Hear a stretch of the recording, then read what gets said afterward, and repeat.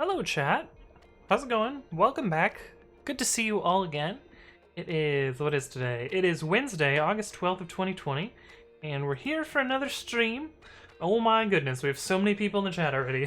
We got Artheno, who, cheated, but then was actually first, so, I guess you are actually first this time, Artheno. Welcome back, good to see you. Hey, what's up, Ethan Typing, Rollers, Moomy Jamala, and Pixel LLLL, and Danderson 2012. We've got Flush 38, we've got Shaz Robot, we've got Milky. Welcome back to all of you. Good to see you all again. And hey, what's up, Toddy? And RKJ says, hey, wait, where did those 500k viewers go? Right. Not my channel. Hey, what's up, El Papa Pig? Hello, hello. And Bye Tosh. Hello, hello. I don't know if I've seen you before, Bye Tosh. Welcome to the stream. Oh yes, and of course we have a bunch of new emotes today, which is part of what I wanted to talk about today. Also, I have a new emote prefix, so it's no longer Anthon 63 or whatever the fuck it was before. We now have AWC as my emote prefix, and if you guys don't like that, we can change it in 60 days. But I think this is way better than 4. What the fuck? Someone is knocking on my wall. Why are you doing this? Go away. Very strange. But anyway, welcome to the stream. We now have a logo for Bambi as well. That's another little announcement. I have taken some, creative freedom on top of what Shaz Robot created, and we now have a logo for Bambi, which is right here. We put this at the default zoom. This is the tentative logo for Bambi, which I don't know. I thought Shaz Robot's idea was pretty cool. It's based on the idea of the Nano homepage's ASCII art for the Nano logo, but I basically took a Figlet's font and put that in here. Hey, what's up, Asif2014? Thank you for the follow. Welcome to the stream. Hopefully you're doing well. Yeah, the shout-out Shaz Robot. Yes, but also we have a new emote for the two halves of the keyboard, which I really like. That was Sarcastic Dante's idea. And also we have a couple logos added as well. But I guess the first thing that I need to do is update my bot, because it doesn't have all of those yet. So let's do that really quick. Should be pretty fast. Emoji. Soul says, just want to say hi, I'm at mom's, the streaming is not good here. I see. Well, thanks for stopping by, brother. Good to see you. Yeah, it's the keyboard. It's the left and the right halves of the keyboard. That's what it is, Movie Jamal. It doesn't show up well in dark mode, but it shows up way better on light mode. And if you hover over them, you can kind of see what they are. But yeah, they're the keyboards. So we can just do a replace of Anthron 63 with AWC. Oops. That was weird. I don't think I pressed, maybe I did. I didn't think I had pressed all, but I guess I did. But let me put the rest of them in here, because we've got a bunch of new ones. Let me look at my list here, because I've actually forgotten what they all are. But I uploaded a bunch of these last night. Spent some time doing some image editing, because they were... And some of them were a little bit tricky to get working. Like I had to convert an SVG into a PNG at the right size without loss, and like that was a real pain in the ass, but I got it working eventually. All right, so we've got AWC Keeb L and AWC Keeb R, and we've got AWC pre-commit and AWC Bambi and AWC F logo. Put those all in there, and if we restart the bot, this should work. Emoji. Sick. Okay, cool. We got our whole list of things there, and also now if you look at my Bang Today message, we've got a little bit of logo action going there. I thought that was pretty cool. But yeah, I spent some time last night. We still have 7 emote slots, so if you guys have more ideas for emotes that you would want to see, let me know in the Discord or Twitch chat or wherever. But yeah, just let me know. Let me know what's up with that. oh, speaking of this, we should change the keyboard one to include the emote for the split keyboard. AWC Keeb L AWC or no AWS AWC Keeb R. There we go. So if we do keyboard now, does that? Sweet, it's got the little it's got the keyboard in there. That's so silly. I love it though. WK Fenrir says, "Man, I love your emotes. I'm glad you like them. I've done most of them myself." Shazert said, "Did it take long to cut out for transparency?" Yes, I had to. So I don't have Photoshop, and I didn't want to install GIMP because of its dumb name. So I played with a couple of different photo editing apps. Also, I was on my laptop, so I don't really have much disk space there. So that was actually a legitimate constraint. But I ended up using Paint.net, which I haven't used in a very, very long time.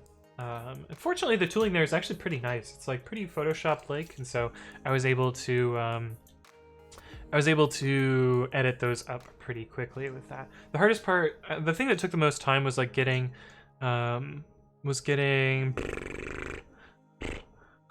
SVG conversion to work, because every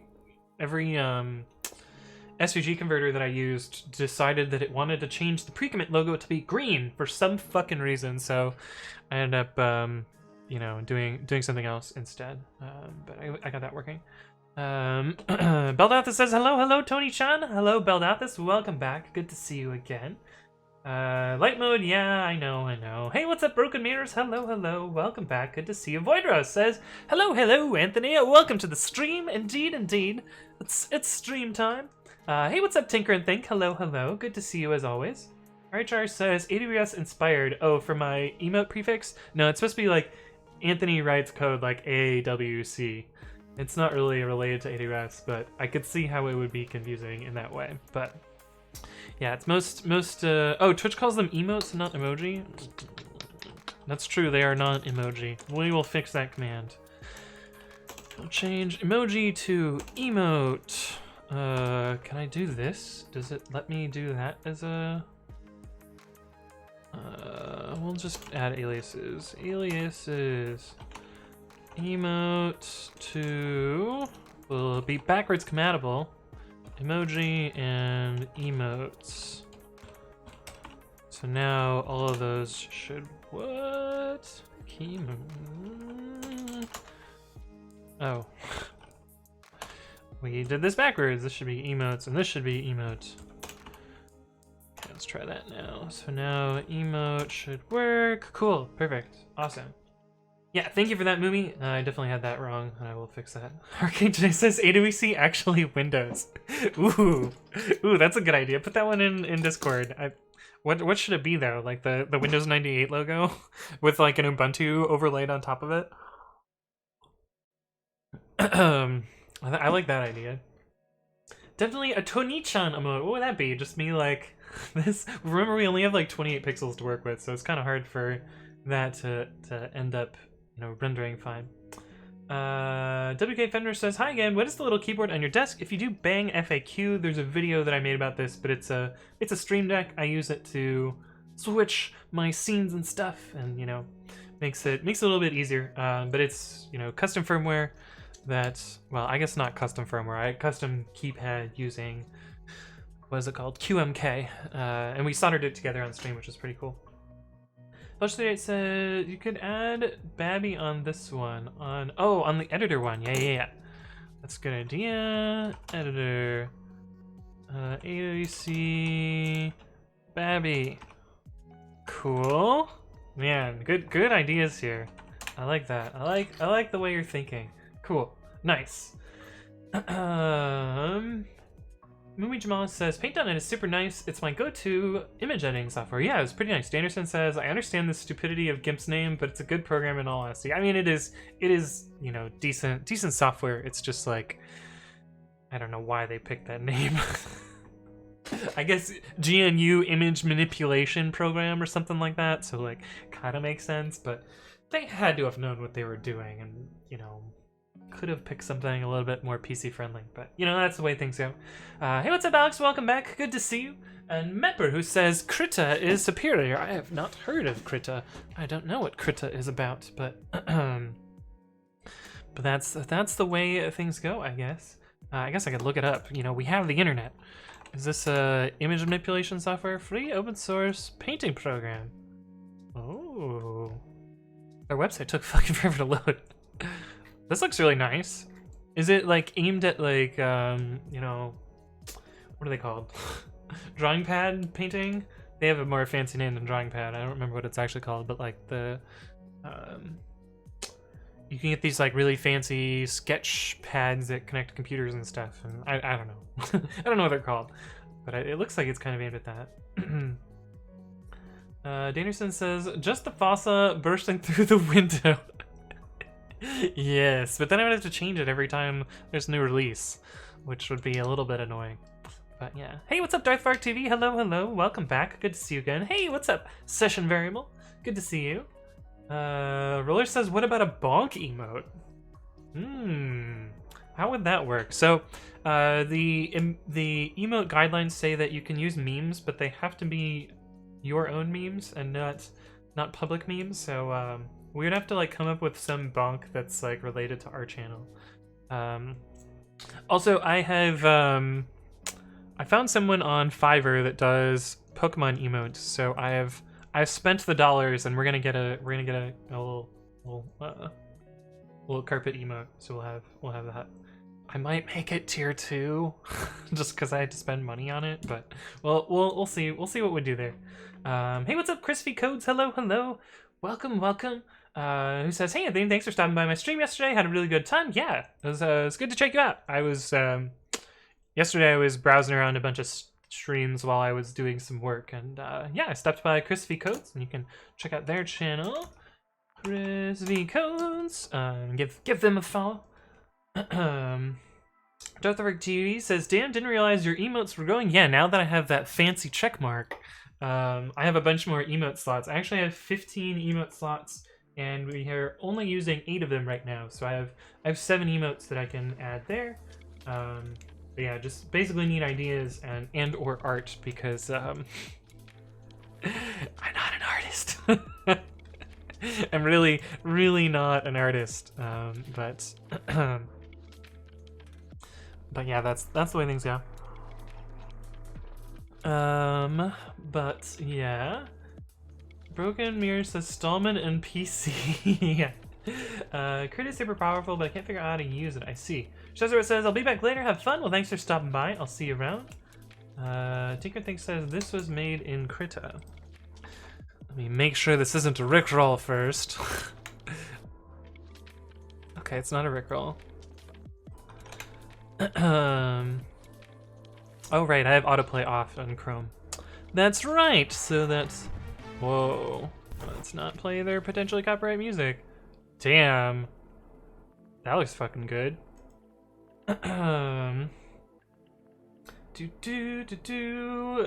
Gainer RL has set the MOTD to just the letter H. That's cool. Welcome, Gainer RL. Hello, hello. And Crispy Goat says, thanks, man. Appreciate it and happy to be here. Welcome. But yeah, I made partner, Alex. I guess that's new for you because it's been like a week since I've seen you. But yeah, last Friday was when I clicked the button and now have the fancy check mark, which is why I was able to change my emote prefix. Pretty soon, my bot is going to be given a permanent sub, which is pretty cool. Ooh, Void Rose, right off the bat, we're going to play some Type Racer. Okay, cool. Let's do that. Fuck. I hope I'm logged in, because no, because I haven't authed my, okay, I haven't authed my password manager in either my windows, so I would have to mute. Okay, but let's do a race. Let me copy this, put a slash in their URL so that Twitch will linkify it, and you guys are free to join, and we're gonna do Type Racer. Oh god, why is it all glitchy? But yeah, see if you guys can beat my words per minute. Michaela's not here, so there's potentially someone that will win that's not Michaela. Ah.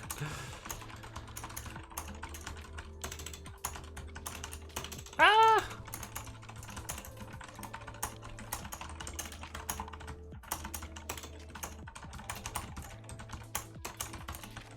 What is that word?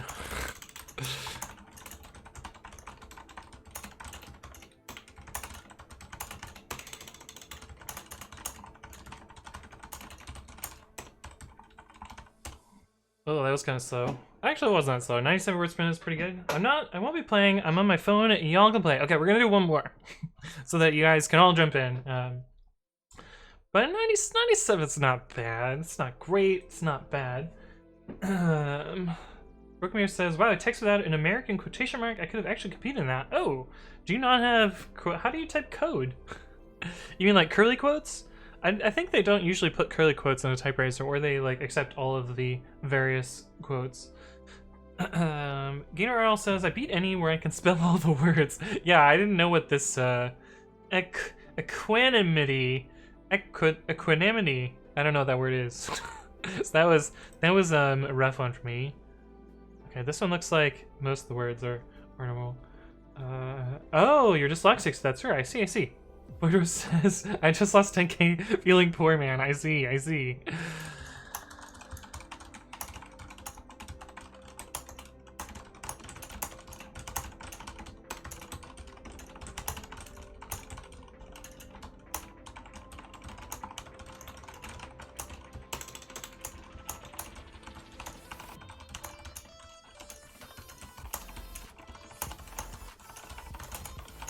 Oh, that one was really good. I was so fast on that one.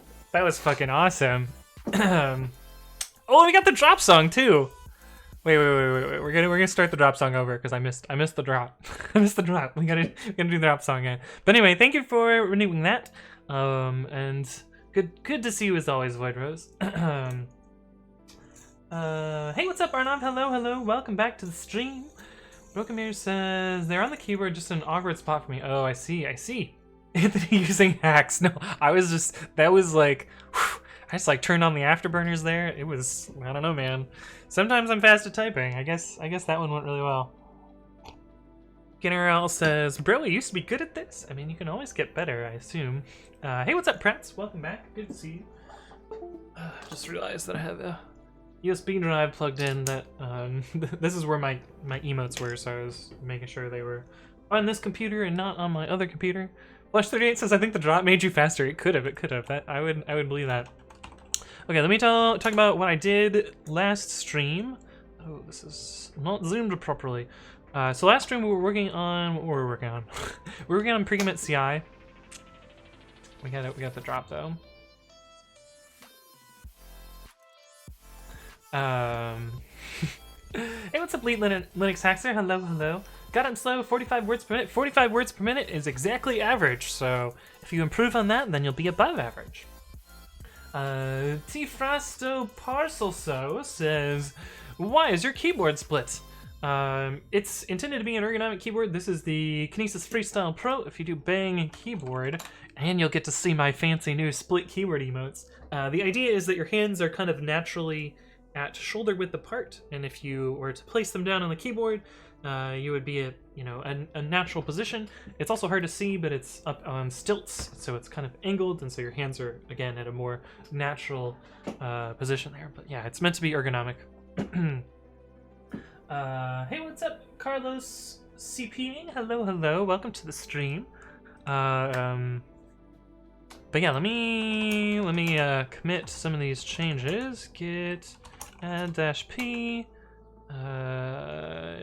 Yes to both of those. Yes to that one. No.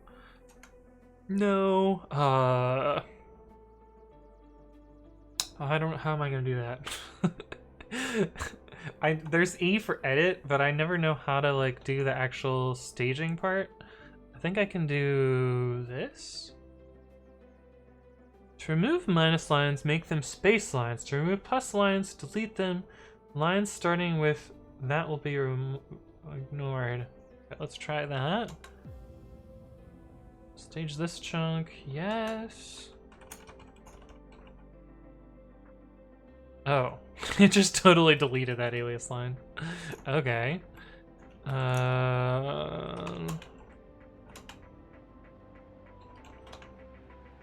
Oh. Oh, that actually worked perfectly. I've never gotten that one to work before. So what is the unstaged diff? It should just be the purple and the G command. Cool. I have a new emote prefix and new emotes. Yay.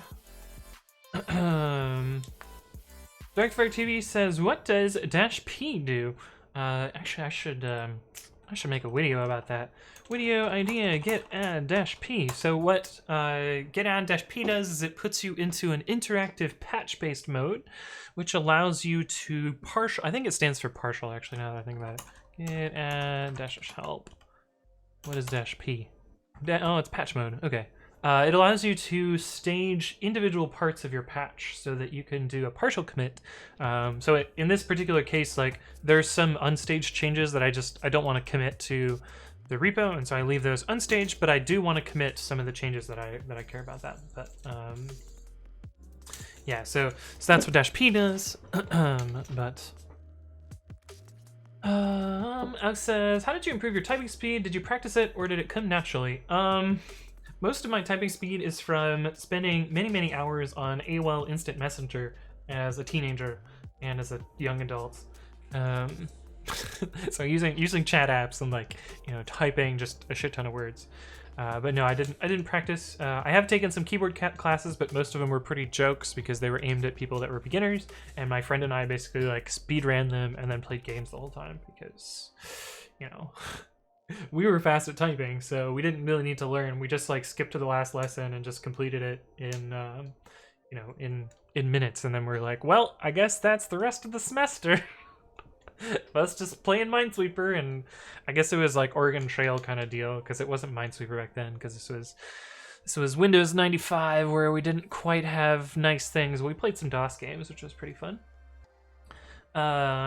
Void Rose says, I'm curious, are you more of a rebase guy or a merge guy? I was having an argument with a friend earlier on this.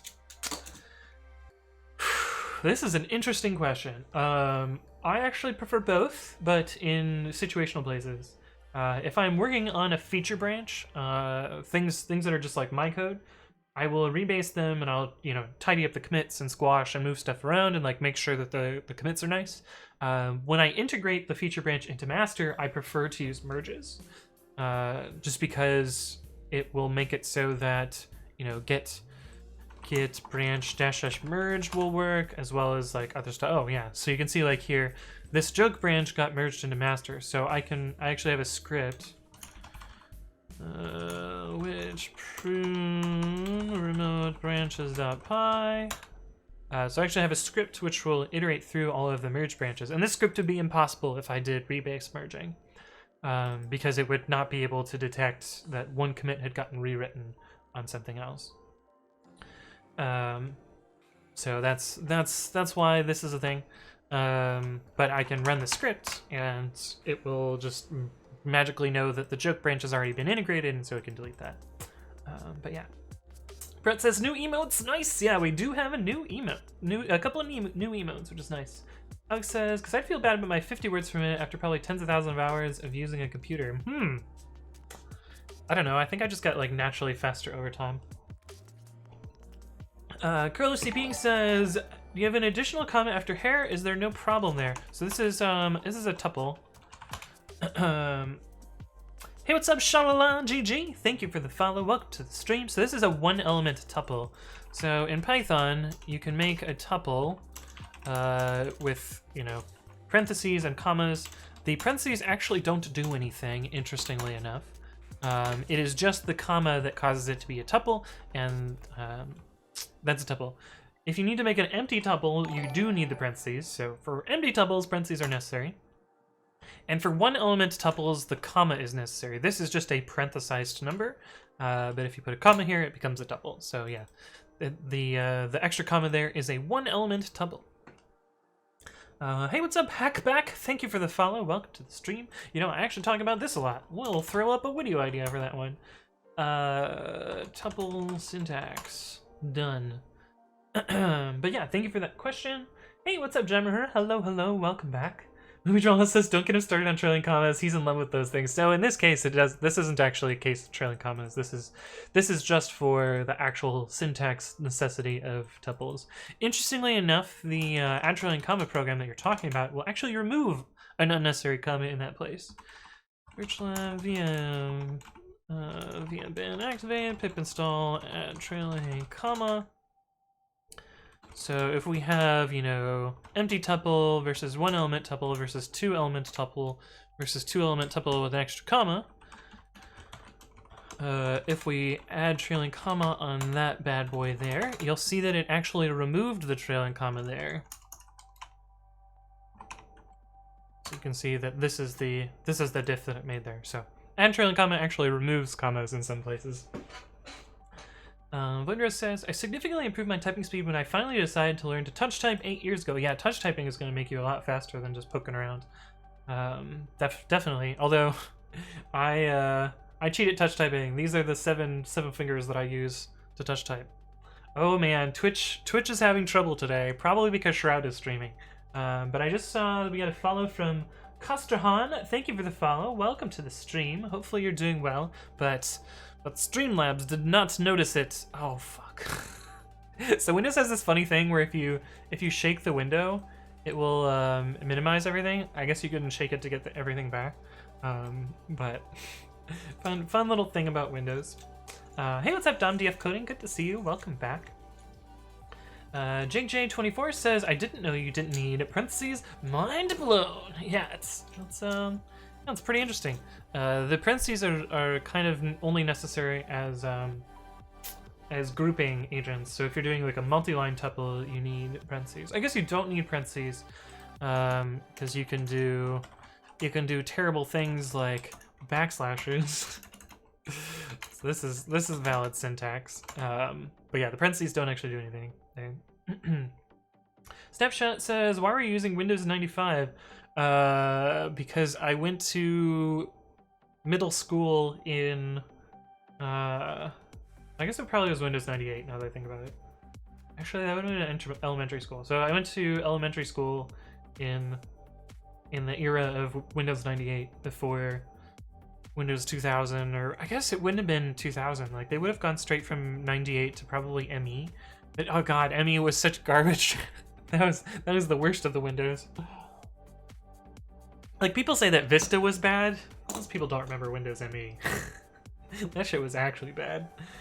Yeah, apparently Shroud is back on Twitch. I wouldn't have known unless my chat had said something in Discord, so... Unless you guys said something in Discord in my chat. It's you guys! But yeah, they're back. They're back. Danderson says, backslashes can be useful when you're using unpickling of a tuple to assign to individual variables, such as unpickling a SQL result. Yeah, but you don't actually need the backslashes there. You can just use like A, comma, B, comma, C. You can just, you know, do it like this. You can use parentheses to join them instead of backslashes. I put an extra new line for typos here. You can ignore this line. Woodruff says, Vista was ahead of its time, but the computers were just slow. Yeah, so interestingly about the thing about Vista is most of the complaints about it were hardware compatibility issues, and so they weren't actually Microsoft's fault. They were more that, like, you know, driver manufacturers had not written you know, code for the new kernel, and like the Vista kernel was like a pretty, I mean, it was still backwards compatible, but it was a pretty substantial rewrite in some stuff. Interestingly enough, Windows 7 was exactly the same kernel as Windows Vista, but Windows 7 was touted as like the best operating system ever. which is fucking silly because it's really just a reskinned Vista. But yeah, anyway, that's the way things go. Anderson says, but if the row gets too long, yeah, you can use parentheses here. You don't need backslashes. In fact, you can use square brackets here. You can do a this is, in my opinion, an accident of the syntax that just hasn't been fixed. But you can actually use a list literal here instead of a tuple literal. But yeah, Python's a little bit wacky there. Hey, what's up, Red Sky One? Hello, welcome to the stream. Good to see you. Movie Jamal says, "What do you mean was? I'm still rocking my Windows 7." That's fair. Even though it's end of life. So it says, "I remember This Week in Tech about Vista." Oh yeah, you remember Windows Longhorn? People were so fucking excited for that. It was so cool. But yeah, that was back when people had code words for software and things were so fancy. Hey, what's up, Marco Dev? Hello, welcome back. Good to see you. Danderson says, "Today I learned unpickling is a nightmare." That is a giant understatement there. Pickle is a good way to take a shotgun, load it, and point it at your face, and then pull the trigger and hope it doesn't kill you. But most times it will. Oh yeah, the sheep herder. The sheep herder.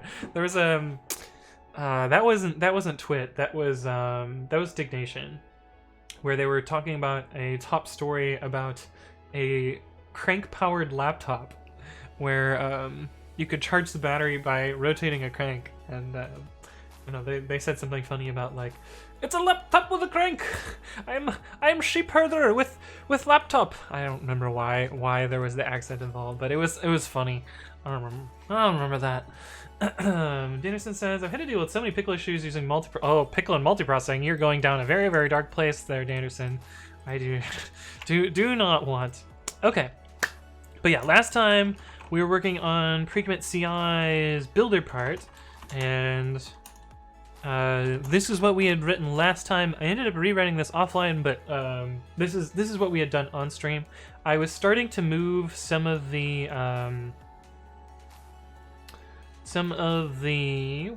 where is the actual code that we changed here? Oh wait, no, this is after I started rewriting it. Okay, so I started rewriting this offline, but the goal of what we were working on last time was to make this script here, pre-commit.ci builder run, was to eliminate all of the imports of pre-commit here. I'll actually pull the latest version in a minute, but I managed to eliminate all of these, and the basic strategy that I'm using now is I have a external script which we splat into the container. So we run some code inside the container versus outside the container, and kind of use the Docker mounts as an RPC mechanism. So we like write some input data, run the script inside the container that reads the input data, it writes output data to a file, and then the calling program will read that output data. So if you look here, for instance, like we create a temporary directory which has the input and output directory.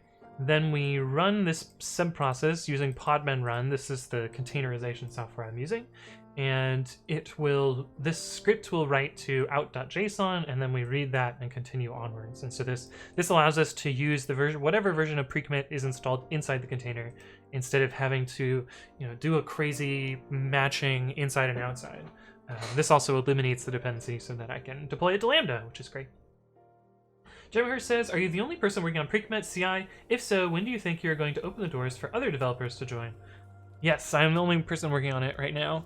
I'm not sure when or if I will need other developers. I do think at some point I will probably contract someone to write some front-end code for it, because I am not, or maybe not the front-end code, but maybe contract someone to do some design work, because I am garbage at design. I guess I'm not garbage at design, I'm just like not very good at design. But yeah, at some point I will probably reach out to have somebody do some UX UI design. But anyway, this is the old version, which was still reaching into pre-commit, but I actually did some work on my other computer, so we'll be able to, yeah, this branch is gone, get checkout master and get pull ff only, and I'll show you guys what I did here. So now we have pre-commit.ci builder scripts. These are the two RPC scripts. I only needed 2 scripts And actually, the unfortunate thing about the way this works right now is it's actually pretty slow because starting a Podman container is very, very slow. But yeah, the goal of the first script is to load the pre-commit configuration and validate it, and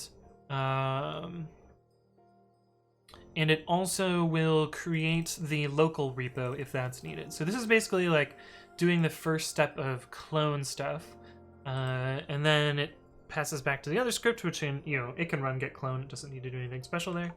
And then the second script will figure out all of the installed environments that need to happen. So this is where like a bunch of logic occurs. But yeah, this I basically moved a bunch of the code that was in the other one, and this is kind of the the slightly massive return value that this script passes back to the original script. But yeah, they basically pass some JSON back and forth and do some execution in and out of containers. And I got it down to only having 2 passes. My original implementation took 4 passes, which is really slow. But yeah, let me show you what this runs like now. Python-m pre-commit.ci .builder.run pre-commit:1 and demo.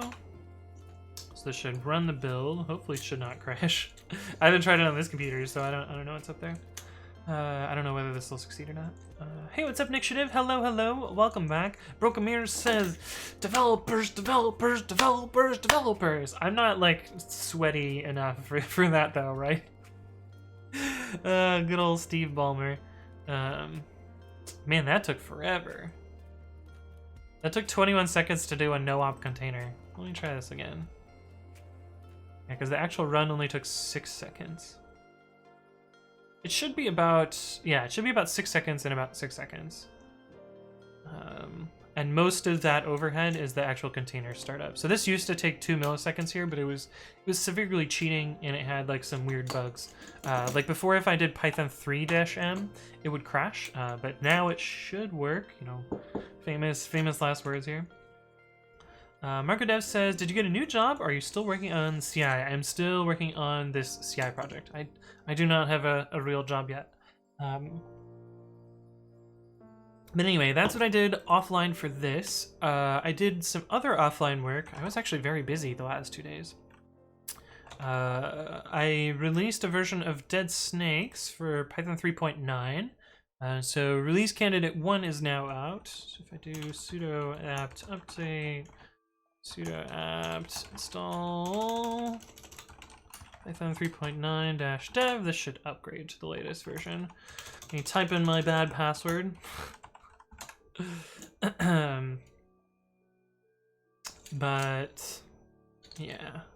Anyway, so the one thing that I want to do in open source before we jump into working more on pre-commit.ci is I feel like this happens every couple of days, and so we eventually get some work out of this. But it looks like the nightly build of Python 3.10 is broken in Ubuntu Xenial.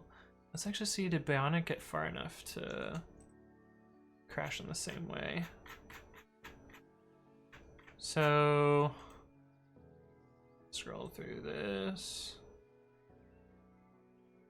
It looks like it maybe got far enough.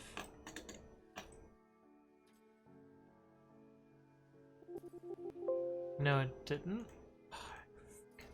It's so hard to search. View raw logs. Did this get far enough here? It did not get far enough. Okay, so it's possible that it's broken in Bionic as well. But basically what happened is the decimal module got an update, and it's our favorite zero faults developer at it again. So the change that they made here adds a dependence on an API that's brand fucking new. So code's broken. Oops. Sudo apt install Python 3.9-dev. Yeah, so we're gonna work on trying to get that updated. Workspace, Deadsnakes.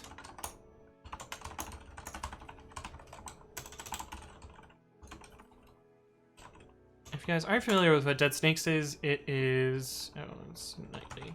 Deadsnakes is a Ubuntu personal package archive where I forward port and backport Pythons, so newer and older versions of Python, such that you can use a bunch of different versions of Python on Ubuntu. And I also provide nightly packages, so ones that are built once a day to make sure that the latest version of, the latest version of whatever branch still works well. Pytosh0 says, why do people break code all the time? So sad, don't be an asshole developer. I mean, to be fair, well, I'm a little biased against this particular developer because they were, a real big dick a while back, but I don't know, it's possible that this actually isn't as bad as I expect it to be. Let's see, Docker run.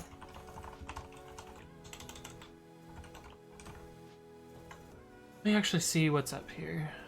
Oh yeah, but anyway, I've upgraded Python 3.9, so you can see now I'm running release candidate 1.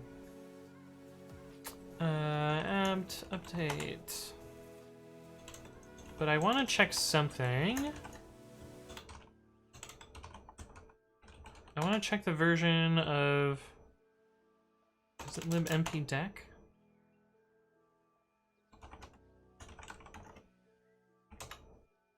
libmpdeck 2. I want to check the version of this. That's 242. This is 242. That means we're gonna need to make the same patch on all of the different versions. That's really annoying. Initiative says, so I've been spending the last few days thinking about how to implement plugins for my editor, and I built it down to 4 options. Writing a parser for a custom API language, Lua-based plugins, implementing support for VS Code extensions. I don't think this is what I want since I'm making a line editor like Ed compared to visual editor, or using dynamic libraries. It is written in Rust. Any thoughts? That's tricky. How does Rust do plugins otherwise? I actually don't... I'm not super well, invested in the Rust community yet, so I don't really know so much about what's going on there. But yeah, with a Python-based text editor, it's really easy to make plugins because it can just run Python stuff. But with Rust, you end up with a compiled thing, so it's a little bit trickier. I'm leaning heavily towards the Lua option. Yeah, that could be a good option. Tuna Hobby says 3.9 is out, so the release candidate 1 is out. So that's what I was running here.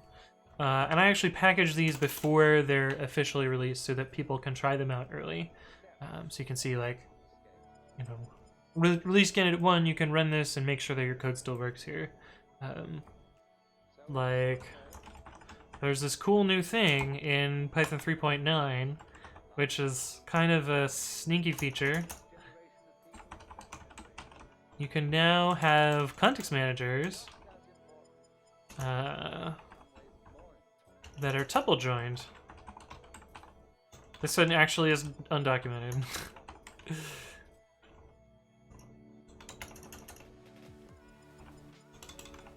CTX1, CTX2. And I've wanted this for so fucking long. So long!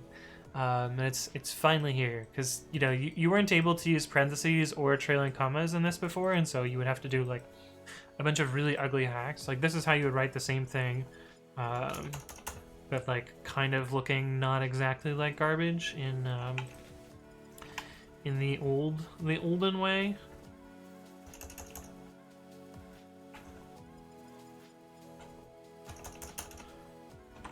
This is the nicest that I could come up with in, the 3.8 and below compatible version. Oops, that should have said context too, whatever. But yeah, now there's nice trailing commas here, which is pretty dope. But, yeah. Anyway, yeah, but 3.9 is not quite out yet. Friend says 3.10 is technically available. Yes, I do have a package for 3.10 as well. Initiative says it doesn't, I don't think. Yeah, that would make sense. You could go with the shared object thing. That might work, like dynamic libraries, but libld is kind of a pain in the ass, so I don't know that you want to go down that route. Jimmer says, just wondering, where did you go to school? I went to the University of Michigan in Ann Arbor. Jimmer says, I went to MX once. Good times. Nice. Nice. What the fuck is this syntax, right? Hey, what's up, day-to-day life? Hello, hello. Welcome back. Your name every time. Gets me every time. I really like your name. Saren says, what is the blue button in the middle? This is a fidget spinner. And, it spins. It's got a little gyroscope inside. But, yeah, it's, I don't know. As there goes, it looks nice and you know, I don't know. What's up, Dan Claudio Pop? Hello, hello. Welcome back. Good to see you. Okay, so fortunately, I know how to do this patch already, but because I've done this before for Ubuntu Trusty, so I have to actually make the same thing here. Initiative says, luckily there's a pretty easy library for handling DLL/SO loading. Oh, nice. Arjuna the Figured, haven't seen you in a while. Welcome back. Good to see you. Got a lot of hair going on. It's true, it's true. I have not gotten a haircut in quarantine, so it's been... Let's see, I got a haircut, I think March 4th? March 4th? What month is it now? Let's see, April, May, June, July, August. So it's been 5 months since I got a haircut. Which actually, like... You know, for 5 months of growth, this actually isn't that long. Although I got it cut really, really short, because you know, I wanted to reduce my arrow when I was running my marathon. Well, actually, I got it cut really short because I didn't want to sweat so much. So that's why I did that. 324B2I says, Ethermint's code, thoughts on Python 3.10 versus 4. Yes, I actually do have lots of thoughts on this, and part of my research was the reason that Python went with 3.10 instead of 4.0. But you can actually see some of the reasoning here. I wrote this Flagate plugin again to like validate existing libraries to see which would be problematic, and there are 2 classes of problems that happen because of this. One is the 2-digit minor version number causes some programs to do some dumb things like this. Do I have it installed? I don't. Let me do that in a Docker container.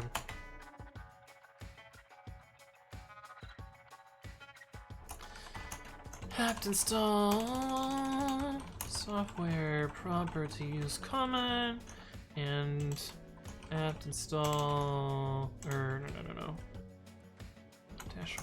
no install recommends and add apt repository -y ppa deadsnakes and apt install python 3.10. Actually, this should be /nightly, so we get the actual packages there. So we'll let that run. But the problem is a lot of code. So there's two common ones. One of them is sys.version:3, which I'll show that problem once I get Python 3.10 running. And the other one is comparing against the major version number. And this is the very, very, very popular library 6, and 6 actually makes the latter mistake. So if you look at this condition here, hey, what's up, Ograna? Thank you for the follow. Welcome to the stream. If you look at this condition here, if the major version number changes from 3 to a 4, this condition suddenly becomes false. And so you suddenly start no longer running the modern Python code, but instead running code that's targeted at Python 2. And a lot of things make this mistake. A whole lot of these tools make this mistake. Now, a lot of tools also make the 3.10 mistake, and so I had to run around to a bunch of tools and, you know, fix their code so that they would work in Python 3.10.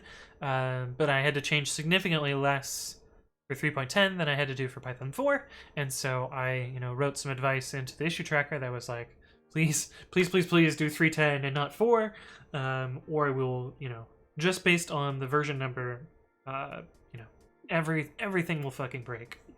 But I did all this research early last year, and I fixed a bunch of... Oh, it's not listed here. Huh. Oh, maybe it's listed here. Yeah, like I fixed the Python packaging tools so that these weren't a problem. But yeah, I went through, I fixed virtualenv, I fixed talks, I fixed setup tools. Pip also had a bug, I had to fix pip as well. But anyway, so the common mistake in Python 3.10 is people do sys.version:3, and so you'll suddenly end up running Python 3.1 code instead of Python 3.10 code. And so this is a pretty common mistake, but significantly less common and like less far-reaching than this mistake here.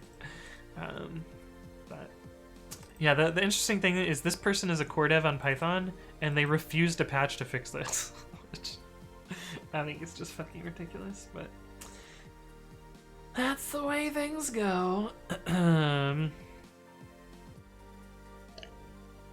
But yeah. Anyway, good question there, 324B.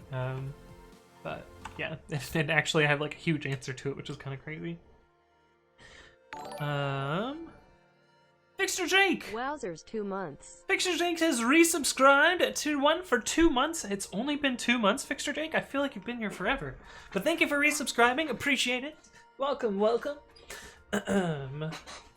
My Micah says Peters Omega Lol. What? Oh, Peterson. Wait, what? I'm not sure what you're saying. Hey, what's up, Relaxaholic? Thank you for the follow. Welcome to the stream. I like that name, man. Relaxaholic. Ooh, I could go for some Relaxaholic right now. DomDF Coding says, I solved the Python 2/4 compatibility problems by just supporting the latest versions of Python. Python 2 should be allowed to die now. I agree. I have dropped Python 2 support in everything that I maintain except for 2 things? Just 2 things left?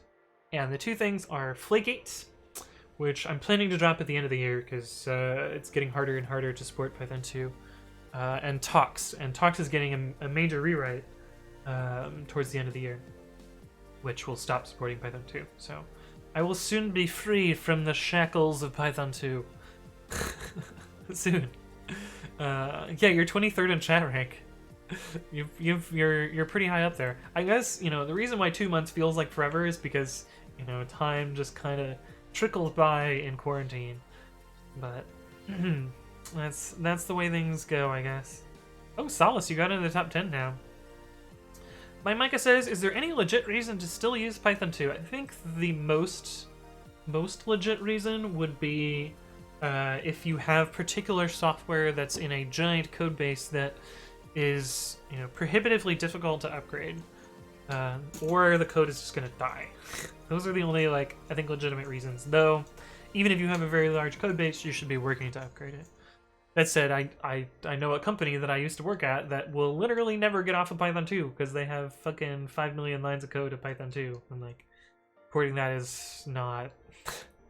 it's gonna be prohibitively expensive, so I don't know if that's ever gonna happen.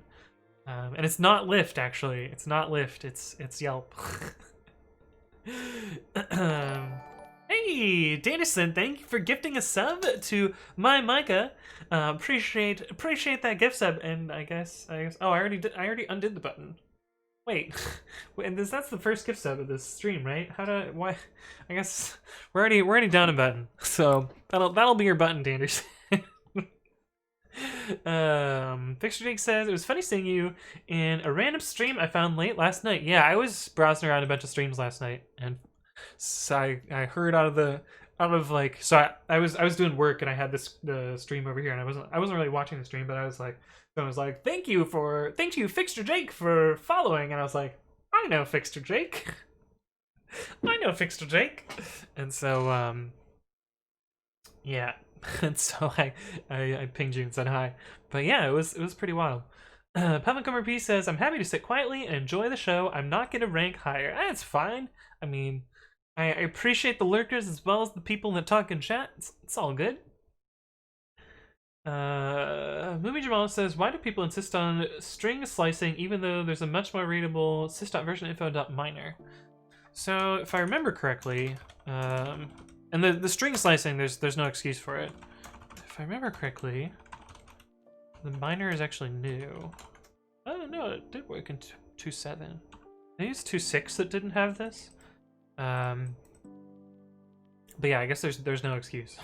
Although sometimes, you know, writing out .minor and .major, like you could do, you know, sys.versioninfo.minor and sys.versioninfo.major. You could write this all out. Oh, that would be major and then minor. Major, minor, import sys. So you could write all this out, or you can do sys.versioninfo:2, which, you know, I find this to be just as readable as this. But yeah, you're right. The version string ideally should not be sliceable, or have any of the normal string operations. Like, it should really just be an opaque string.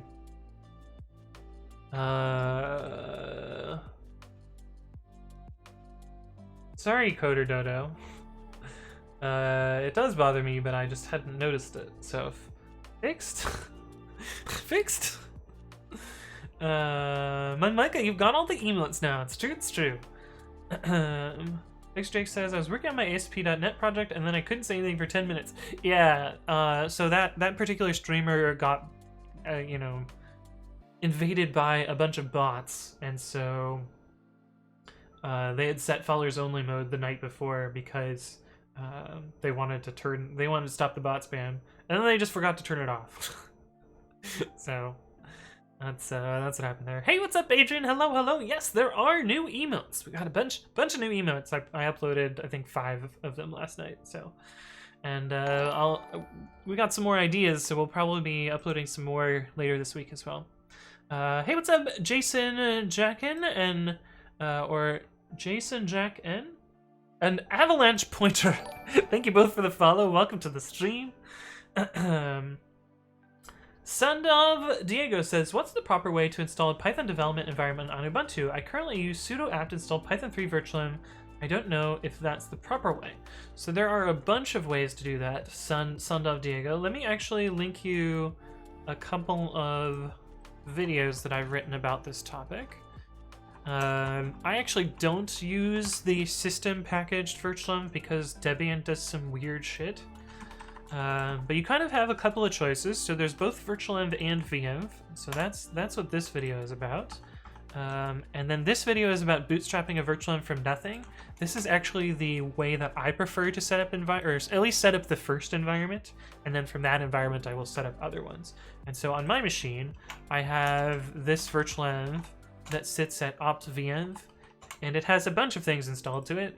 In particular, it also installs virtualenv. And the way that I set that up is by doing curl location output virtualenv.pyz bootstrap.pypa.io/virtualenv.pyz. So this virtualenv.pyz is a zip executable, and you can use this to generate your first virtual environment. Oh. We already had a virtualenv there. You can use this to generate your first virtual environment, and then from that virtual environment, you could do pip install virtualenv, and then I symlink the little bin directory. This is a little bit, you know, over-engineered, but I use this so that I don't need to deal with Debian's packaging, which works pretty well, I guess.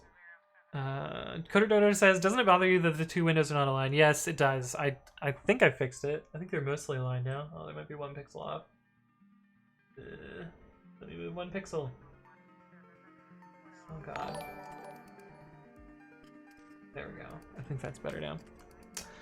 Hey, what's up, Georgianette? Thank you for the follow. Welcome to the stream. Hopefully you're doing well. Hey, what's up, MSR? Hello. Good to see you. And Andrew Lane X, who says, look who showed up. It's true. My Micah says OCD Friends feels good, man. It's true. And Master Tech, how's it going?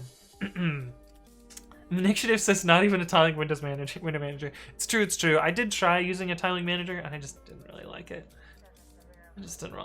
So I fixed that. I fix it manually, which, whatever, seems to work well. well enough, at least. Andrew says you added emotes right when my sub ends. It's true, it's true. I wasn't the timing that I was trying to time that. It just kind of happened. Hey, what's up, Cat Peasant? Hello, hello. Welcome back. 324 says, when do you expect the version to move to Python 4? Assuming 3.10, 3.11, I assume that must happen eventually. So I think the reason that they will move to Python 4 is when they eventually deprecate some major parts of the C API. And I don't think it will be anything like the 2 to 3 transition. But I also think that they probably need to wait another 5 or 10 years before they can do stuff like that. Because even though Python 2 is dead, 6 is still one of the most installed Python libraries. And, you know, if they were to go to Python 4, everything would break. But yeah, there's some like planned deletions and rewrites of the C API to make it easier to, you know, do multi-interpreter and like other nice stuff like that. Hey, what's up, Joenberg? Thank you for the follow. Welcome to the stream. Hey, what's up, Journey and AI? Hello, hello. Day-to-day life says, always code as if the person who ends up maintaining your code will be a violent psychopath who knows where you live. It's true. I do know where I live. No, I'm not a violent psychopath, but it's true. I agree with that. Sundom Diego says, thank you, I'm a beginner and the whole environment plus pip situation has me ripping my hair out. Yeah, getting your first, the first environment setup stuff can be pretty tricky. But I think once you've got, once you've kind of figured out how those work well, I think everything after that is pretty good. But yeah, those 2 videos should give you kind of an overview of the 2 different approaches, or the 2 or 3 different approaches that I use. Andrew Next says, use i3 so you don't have to line the windows. Yeah, we did try that. We tried that and I didn't like it, so that's why I'm just using the default window manager. DWM or nothing, says Nixtive. And hello again, Georgianette. Hello, hello. Or is it Georgianne? Is it French? Is it French?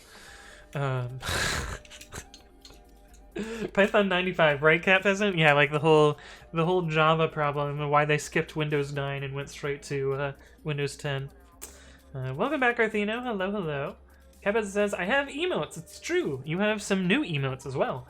And my new emote prefix. So it's no longer Anthon63. It is now AWC for Anthony Writes Code, which is pretty nice.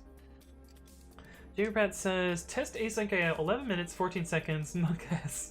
Any minute now it will pass. Yeah, that test always takes forever for whatever reason.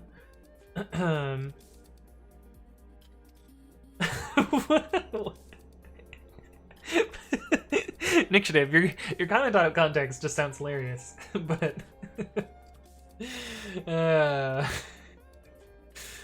Arthena says, why not AWS? So I didn't actually realize that it was going to be so close to AWS until later, but yeah. WF Coding says, hopefully Python 4 will finally prevent importing APC from collections, which has been deprecated since 3.3. I think it's actually going to get removed in 3.10. I think that's actually happening. So you won't have to wait that long. Hey, what's up, Python? Hello, hello, welcome back. Bubbly Space says, shiny Umbreon. It's true, it's true. We've got a cute little shiny Umbreon plushie back here. His name is Carpet, because his face does a thing that's like carpet or whatever. I'm actually, I'm working on getting an emote for Carpet as well.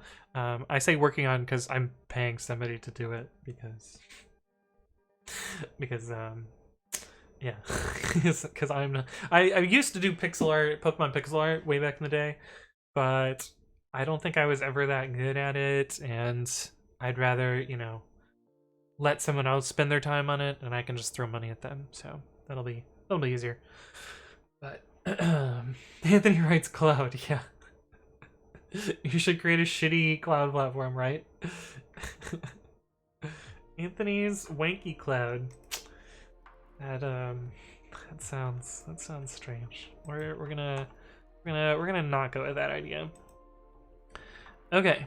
But anyway, nightly. So I gotta fix the nightly builds here, which means I need to unsystem something.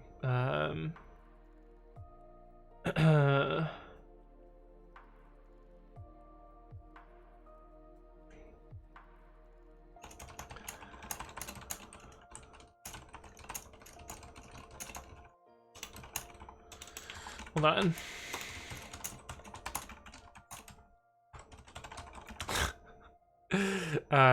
I was trying to add lifetime subscription for my chatbot, which is one of the perks of being a partner. And so I sent a support message to Twitter that was like, I would like lifetime subscription for my bot.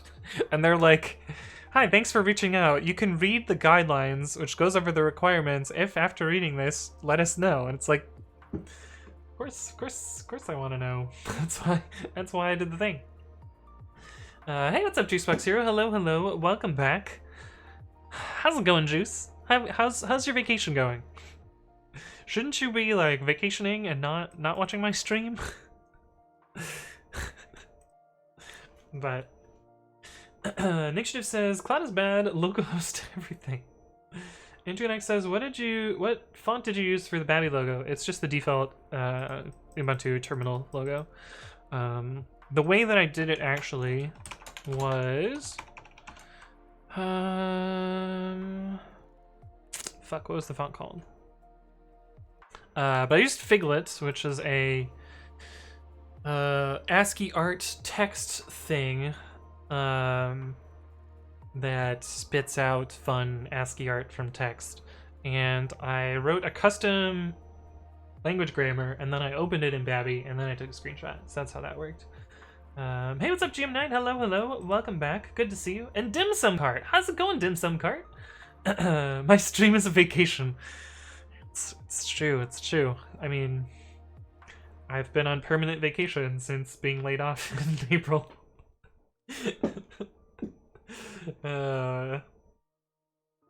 I'm sorry, that's a cool think emote. Oh, it's Julie Straters. I see. She says it's 105 out. How's my cat? Your cat's doing well. Cat's live. Matcha ate her medicine without me needing to shove it down her throat, so that was good. That was good. But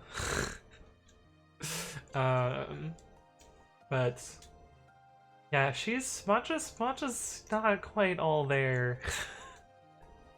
I like gave her food, and she like took a few bites of it and then walked away and then started being like, meow, meow, where's my food? Meow, meow. And it's like, it's right there, Matcha. And I picked her up and set her next to the food, and she's like, and then ate her food, so she's a little bit not there, but Adrian says, do you still have the text? I don't, but I can generate it again.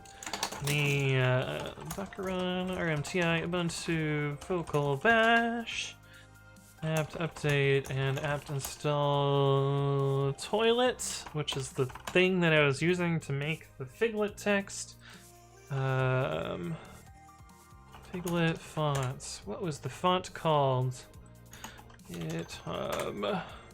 This guy's fonts. And then what was it called? It started with an N, maybe. NScript. Then I grabbed this. Yes.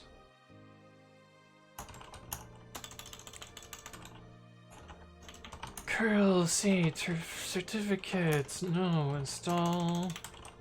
Recommends.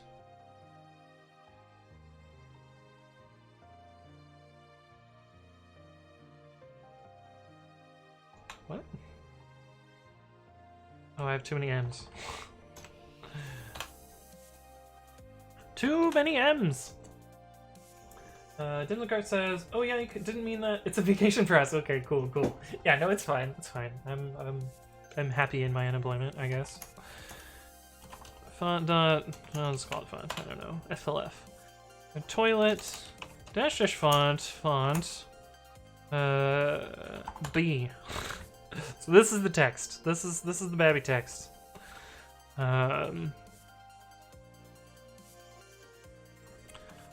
So if you want this text, I will put it here, and then you can look at that. Louis says, gotta give her proper food, like live rats or stuff. None of that disgusting store-bought cat food. I don't think Matcha would be able to eat live rats. I think the live rats would get away. I think they would get away. WF Coding says recommends. Yeah, it's true, it's true. Toilet? Yes, toilet is the name of the command line. I don't know why it's called toilet. It also has some not exactly PC options. Which, you know, does some nice rainbowifying. I guess, I mean, it's kind of like to its name, but yeah. Capizza says, it's why it's called Fun Employment. Yes, I mean, yes. Here's up, Sharkanen. Thank you for the follow. Welcome to the stream. Initiative says, got a lolcat it. It's true, it's true. Lumi Jamal says, I like how Fluffy thinks that it's Python. So Fluffy just defaults to Python if it doesn't detect any language. Because the programming language that Chris and I use the most is Python, and so it just kind of falls back to that. Next says, what theme did you use in Bambi? I used the VS Dark Acetilly theme. I had to make my own custom grammar for it, though. But basically what I did is I took this text, I went into here, T, I made this, I got rid of trailing white space, and then I replaced, so here's actually a fun bug in Bambi. If I replace the beginning of the line with white space, let's just indent this. I could have just highlighted and indented, but for whatever reason I decided to do with regexes. But if I say, it actually doesn't even show you what it's trying to replace here. It's trying to replace an empty string at the beginning of the line. But if I say like, yes, yes, yes, and then do all, this line down here is now fake, and I can't delete it. I also can't backspace it. It's just like permanently broken. But you know, I can of course open and then fix it, but essentially I did this, then I made a grammar. Make dir g/t.json, scope name test, file types. I did empty string, and then patterns, and then I just did dot star. Should be a thing. Match, and then name, and I used a particular name from my theme. Oh, config Bambi theme. I used this, and then I did VM bin Bambi textmate demo T grammar dir G. Be great if I could JSON. Why did I fail to JSON? There we go. That did not work. Maybe I didn't do it like that. Wag. That's not what we want. We want wet. T.wet. I need dot plus, not dot star. This is matching the empty string. There we go. So that's how I generated the Bambi logo. Hey, what's up, Chemical X? How's it going? Welcome to the stream. Chemical X is a streamer. I was watching them last night. That's Shaz Robot. Why is that tab completing? But yeah, check out their channel. Good to see you. Thanks for stopping by. Juice says, I've seen her fail to catch a slow-moving beetle. Yeah, that surprises me not at all. Can you paste the theme? It's on GitHub. It's literally the one in here. It's this theme. So you can grab that theme there. Oh, there's an extra bracket there. Dang it! Nick says line editors greater than visual editors. I know you're making a line editor. It should be pretty cool. Flesh38 says, who needs Illustrator when you have Bambi? It's true. I mean, I felt like, you know, I should generate the logo for the text editor using the text editor, right? Right? Like that makes the most sense. I've actually used Bambi to make other art in the past. Let me see if I can find this quickly. Although I just posted it as a photo, so I don't know. Is there a way to like go through media on Twitter? What does this button do? Nope. Nope. But anyway, I posted a photo way back that was a little poem that a friend had written.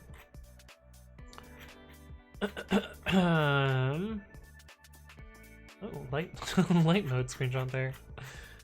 Nope, not that one.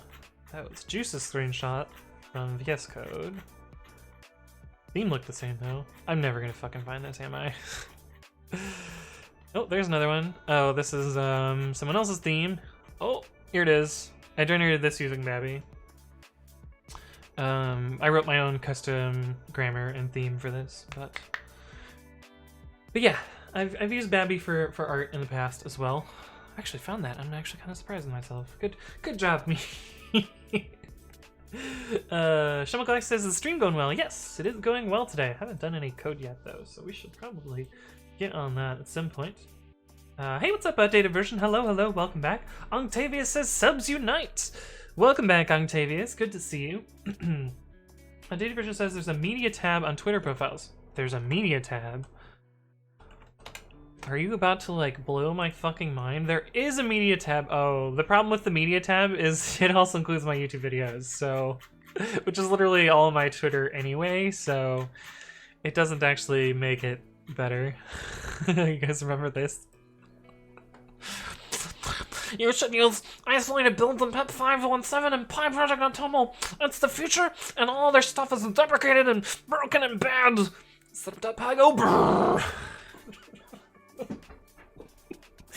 Anyway. I forgot about this. Movie says you should really learn to use Twitter search. Feels like every stream you're scrolling through your tweet history. Yeah, you're probably right. Nick says an hour and 22 minutes, no code written. We wrote some chatbot stuff-ish, kinda. Hey, what's up, Airmer? Hello. Welcome back. Good to see you. Acid UK says you have YouTube videos you never said. Yes, I upload. I think you're being sarcastic, but I'm gonna treat you at face value. I do upload YouTube videos. Most of them are educational content, so things like this one here. But I also upload all my previous streams, and you guys can check that out. What the fuck was that? Yeah. He's laughing at Pi Project at Tumble, but soon. Okay. So I needed to do this before. When would that have been? Deadsnakes. Maybe it's the Python 3.6 builds for Trusty?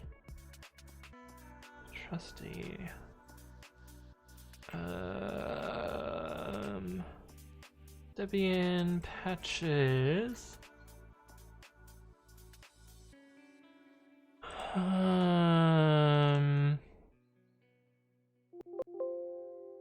Decimal. Really? Was it older than this?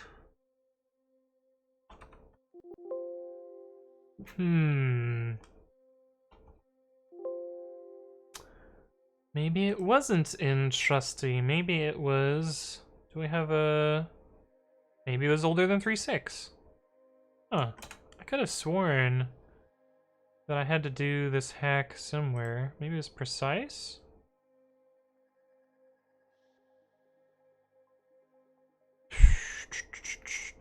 Nope, these are all Felix's changes. Shit. Where did I do this?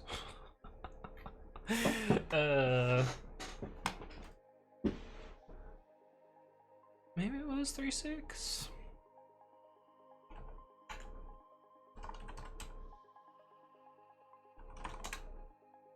Maybe it's only a change to the Debian directory. Rules.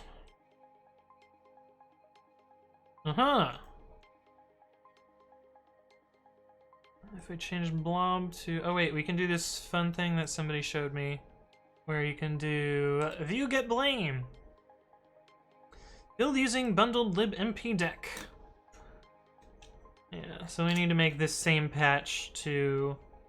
Oh, that's actually kind of nice, so I don't actually need to do anything with the actual code. Cool.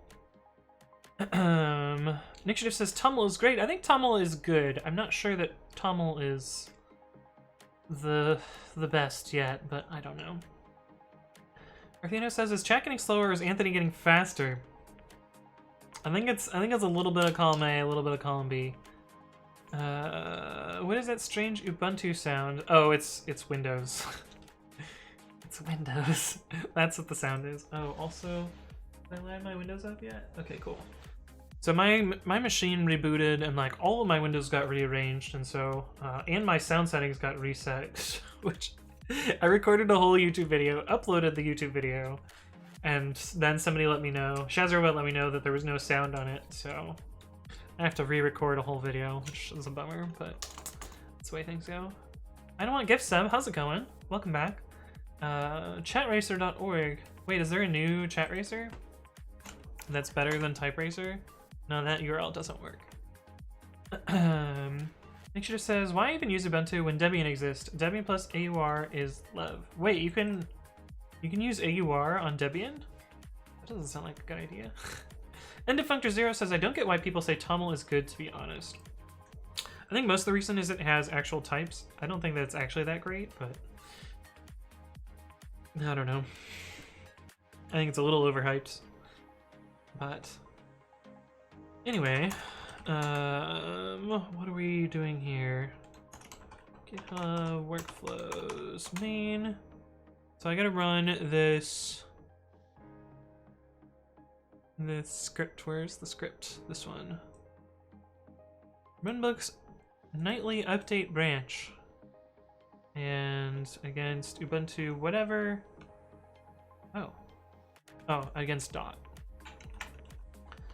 Runbooks update nightly branch Ubuntu / local. So we're gonna do this for all 3 versions because we have to make the same change 3 times, which is a bit unfortunate. And we gotta check out patch queue. We have to get rid of this patch here. Git reset -- hard this. Then we gotta export this patch.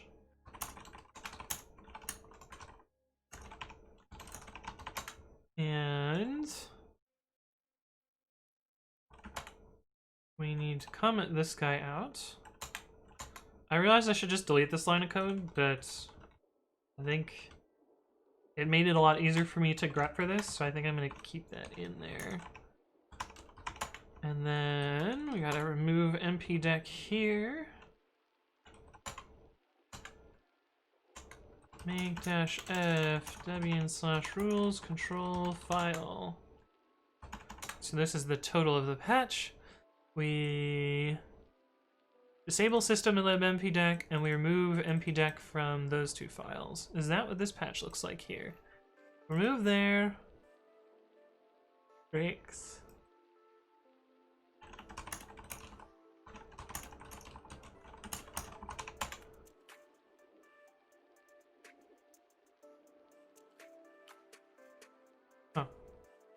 Okay, I think that's fine.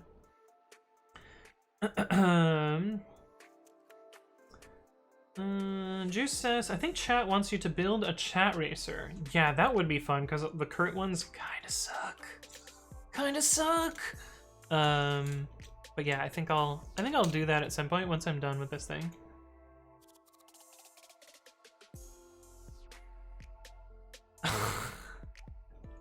God damn it. So apparently if so my bot currently has a sub to me, and apparently partner cannot give it an infinite sub if it's already subbed. So I have to actually let me type in some passwords. So give me a sec.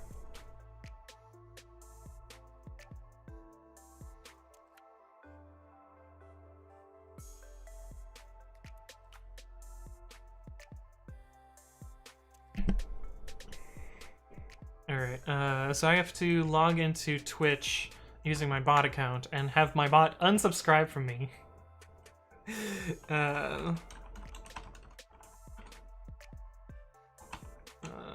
So let me log in here. I guess I can show you this. Log in. Oh, I guess I don't want to show you guys how to unsub from my channel. Why would I want to show you that? Anthony Red's CodeBot. Copy the password. Log in. Oh, I'm gonna need a two-factor. Where's my phone? Ugh. Ugh.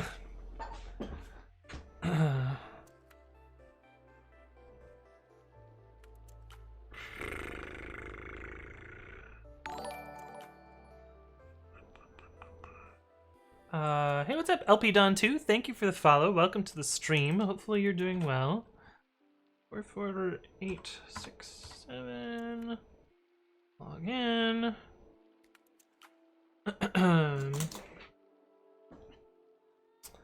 And then where is the tab?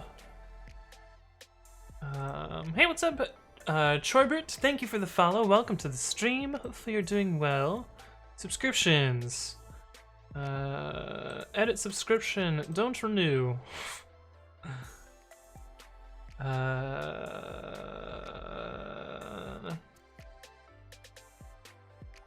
Other. I am the streamer and I want to get an infinite bot sub. Don't renew. They make it real sneaky about unrenewable subscribing there, but anyway. That should be all fixed there. So now I just gotta wait until my bot sub runs out. Oh, I should have checked when it expires. Shit. Oh well. Oh well, oh well, oh well, oh well, oh well. Stuff about drivers and stuff. Android X says LMAO something. Is this a rickroll? This seems like it might be a rickroll. I got an internal server error. Is that what I was supposed to see? Oh wait, there's a dot at the end. Oh, okay. I see what you did. You did the Bambi logo, but you put line numbers on it. Oh, you. That's. I'll give you that. That's pretty funny. I like it.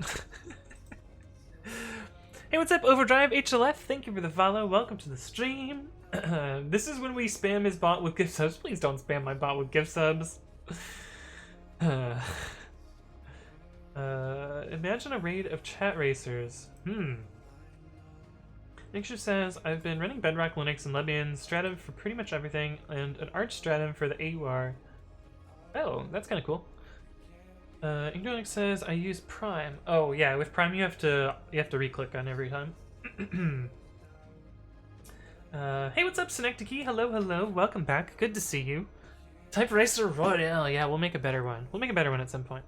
Galvaops says, hi, you use 2 keyboards. Yes, kind of. Kind of 2 keyboards. It's a split keyboard. Oh, I guess I also have another keyboard that I use sometimes, but this is a split keyboard. Angus Miguel says t.wat. Oh. Yeah, we're gonna. That wasn't intentional. We'll call it flat instead. God damn it. Krogan says, hey, I got little Linux environment problems since I couldn't find out how to limit the RxTX on internet. Keep internet to 1 GB per second. I wanted to create VLAN and let VLAN have a connector so I could limit the VLAN by Wondershaper. I don't want to use per app / command limiter. Any ideas? So you want to like artificially limit your bandwidth? Is that what you're trying to do? I have no idea. I've always wanted my internet to go faster. I don't think I've ever wanted to actually limit it. So unfortunately I don't know an answer to that. But maybe someone in chat will know an answer, because there's a lot of people that know stuff about things. You could probably do some fancy stuff with IP tables and like a limiter thingy thing. I don't know. Mumi says I'll race you all to a better type racer, right? Jorbert says, I just started programming yesterday and can do Hello World. I don't know what I'm doing here. I mean, we allow people of all levels of skill in this chat. We don't discriminate against people that haven't been programming for a while.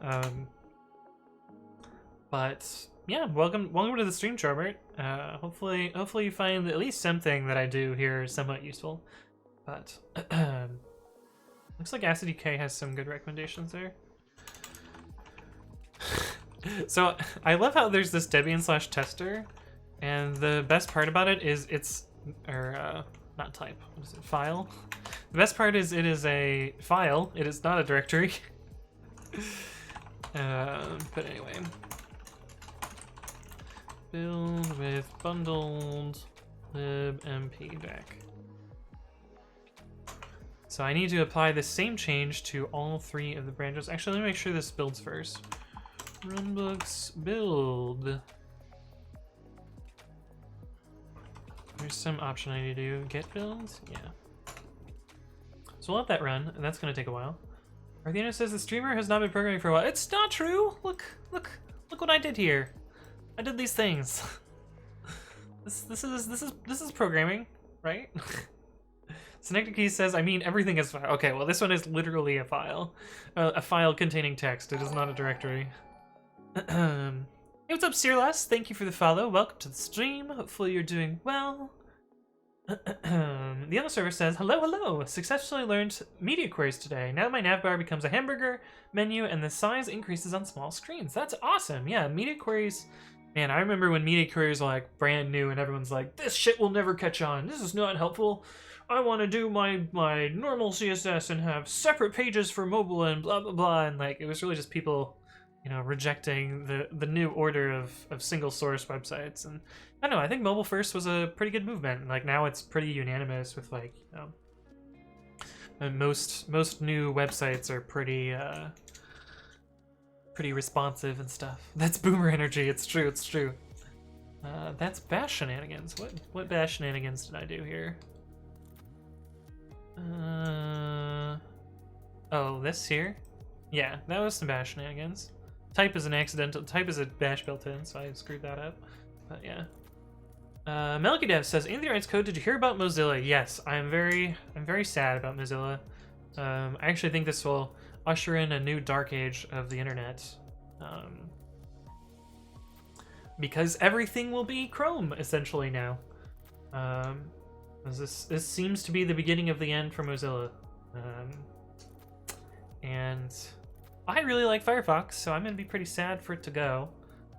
But Mozilla laid off a good chunk of employees, including like a lot of the people that are core to Firefox and its security part, as well as the people that run MDN. So like, you know, MDN's pretty fucking important to web developers, and so it's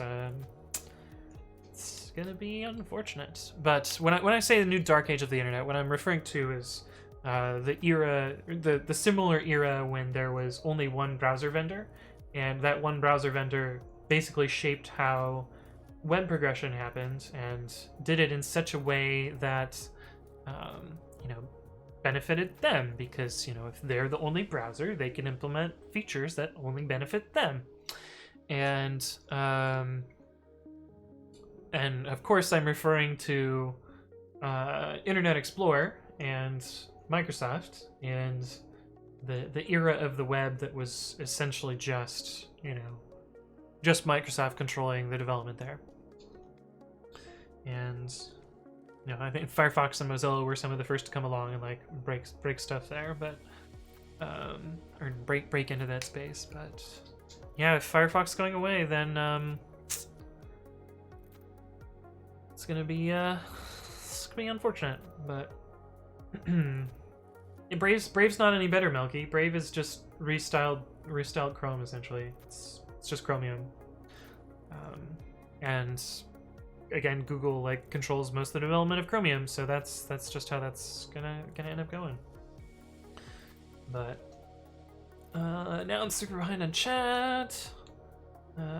Synecdoche says it's already everything Chrome. So I use Firefox for my browsing. I only use Chrome for streaming, but and like I have a bunch of, well, I used to write extensions for Firefox. I have obsoleted almost all of them nowadays. I don't run any of my own custom extensions anymore. But you know, the new Google era is upon us, I guess. I wonder how Google's stock responded to Mozilla's thing, because, you know, them controlling the web via Chrome is, I mean, it's already happened, but like, it's more prevalent now. Prevalent, that's another one of your words, G-Spock Zero, right? Prevalent and prevalent? Is prevalent even correct? That doesn't sound like a thing. Define prevalent. Can this be pronounced the other way? Prevalent. Can it be pronounced with the hard A? I don't even know. But yeah, MDN going away is going to be real rough. Acid says, I heard a long time ago that Firefox's key income was from Google searches from the URL bar. That's true. Yeah, and from Google being the default search on Firefox. That was actually originally how Firefox was funded and made money from that. But Kappa says, I think the Dark Age started in the 2010s. It's possible. Dave Version says, who does Mozilla think they are? Literally only know they exist because of Firefox and MDN. Yeah, I don't know what else they're going to do now. The Illustrator server says, how can Mozilla be affected by COVID? Yeah, it's a good question. I actually don't know how that's going to happen. Juice says, we'll all be so drunk taking shots watching new streamers open W3 school links. Yeah, because there will be no MDN. But I'm actually going to go over here because otherwise, you know, showing scrolling compilation output really ruins compression. Mosaic and Netscape, yeah, that's true, but they didn't have any, you know, user share. Like there was no mainstream people that would use Mosaic and Netscape. But Firefox is actually Netscape. Like it was a fork of Netscape. It was originally called Firebird. Well, I guess Netscape forked into Mozilla, and then Mozilla forked into Firebird, and then Firebird was renamed to Firefox. But anyway, Opera isn't Chromium, is it? It is now! Opera has dropped their engine and is now just using Blink. So, but yeah.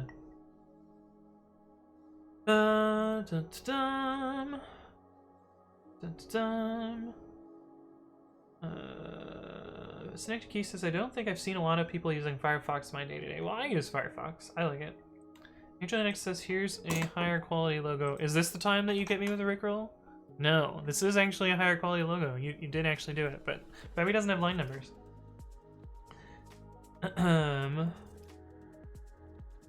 Juice says, it is not, but it is a nice word. I see. Part A, Monka S, yeah. We will all be forced to use W through schools, right, JB Pratt? Celeste says, in the English language, words that are the same but are nouns, verbs have different pronunciation. Yeah, there are some. Juice says, I think a lot of companies are using COVID as an excuse to do layoffs without a ton of bad press. Yeah. Yep, that's definitely true. Carpy says, Aetherite's code, I was looking through your YouTube videos and your GitHub repos. You don't mention your computer build. I'm curious what type of horsepower you run to keep Windows 10 and a variety of VirtualBox running with few to no problems. I do actually mean to talk about that at some point. Did I put it on my video list? But yeah, I'm like super behind on making YouTube videos, unfortunately. FAQ. I do not have an FAQ about that, but yeah, I will do that. Video idea, computer build. But I can show you very quickly what I have. I have i7-8700K, which is, you know, just like, it was the high-end unlocked processor of the 8 series. I'm not overclocking it, though I could. I have a liquid cooler that's hooked up to this. This is the thing that's probably the most, like, overrated or like overkill of my setup, which is I have 64 gigs of RAM. It was like it was like $10 more expensive than doing 32, so I said fuck it, why not. I've, you know, I think the max that I've seen this at is like 45, so like you know, getting more than 32 was actually worth it. Then I have a bunch of SSDs, and I have a 1080 Ti as my GPU. But yeah, that's kind of my build there. But yes.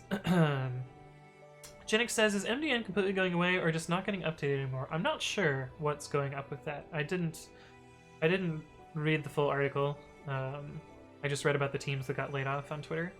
Trex0 says, Mozilla VPN just got announced. What's the deal with that? I think they're trying to find things that are profitable, and I think their assumption is that VPN will be a profitable venture, but I don't know. Movie says, I just switched back to Firefox like a week ago. Gemma says, as long as DuckDuckGo is a thing. Yeah, I don't use DuckDuckGo though, but yeah. Marco Dev says, I used Netscape. I mean, I did too, but like, not many people did. Yoda Droid says, hello folks, dropping in late. Well, hello Yoda Droid, good to see you as always. I'm gonna go fill up my water because it's been almost 2 hours and I haven't sufficiently hydrated, so I will be right back. I will see you guys in a bit.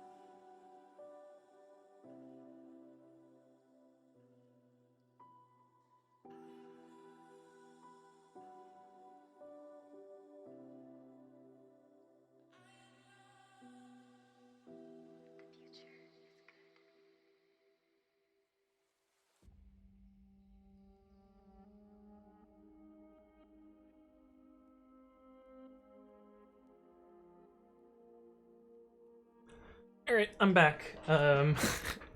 And walking to the kitchen reminded me that I am really... Why is that? Oh. Ooh, that was lucky. I almost spilled all my water. Walking to the kitchen reminded me that I'm super sore because I went for a hike yesterday. Let me show you some of the photos from that. I went on a hike yesterday, and I haven't been hiking in a while, so I was... you know, kind of a little out of shape, but here's a shitty selfie from my hike. Here's you know, another photo from mid hike, but you can you can kind of see the purple hair here. And you know, this was the other thing, but I went to Purisma, which was close to my house. Had a nice little hike. Hey, what's up, Big Papa Journey? Thank you for the follow. Welcome to the stream. So the unfortunate thing about going on a hike is I sweat a lot, and a lot of the sweat like took out the color in my hair, and so by the end of the hike, like there was like a streak of purple down my face, and like my fingers were all purple, and like it was actually, can you see it in this other photo? You can't really see it in this photo. But yeah, I was very sweaty by the end. But it was a very nice hike, and I'm a little bit sore. So I was actually trying to. So normally when I go on this hike, it takes about 4.5 hours. And I wanted to see like if I was, you know, not stopping to take breaks and like speed walking the whole thing, how fast I could get it done. And I did the hike in it's like an 11-ish mile hike, and I did it in 2 hours and 51 minutes. But anyway, I did a hike yesterday. I'm still sore, but these are a couple of photos from it.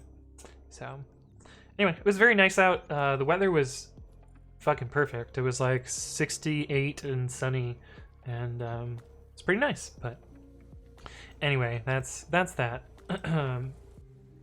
Oh my god, I'm so far behind on chat. I don't want to give says, I hope you share your machine with science while you sleep. So the problem is it has lights on it, and I don't really want to decrease the longevity of my machine, so I actually just turn it off when I go to sleep. Danderson says, I'm about to go from 32 to 64 because of pandas. That's true.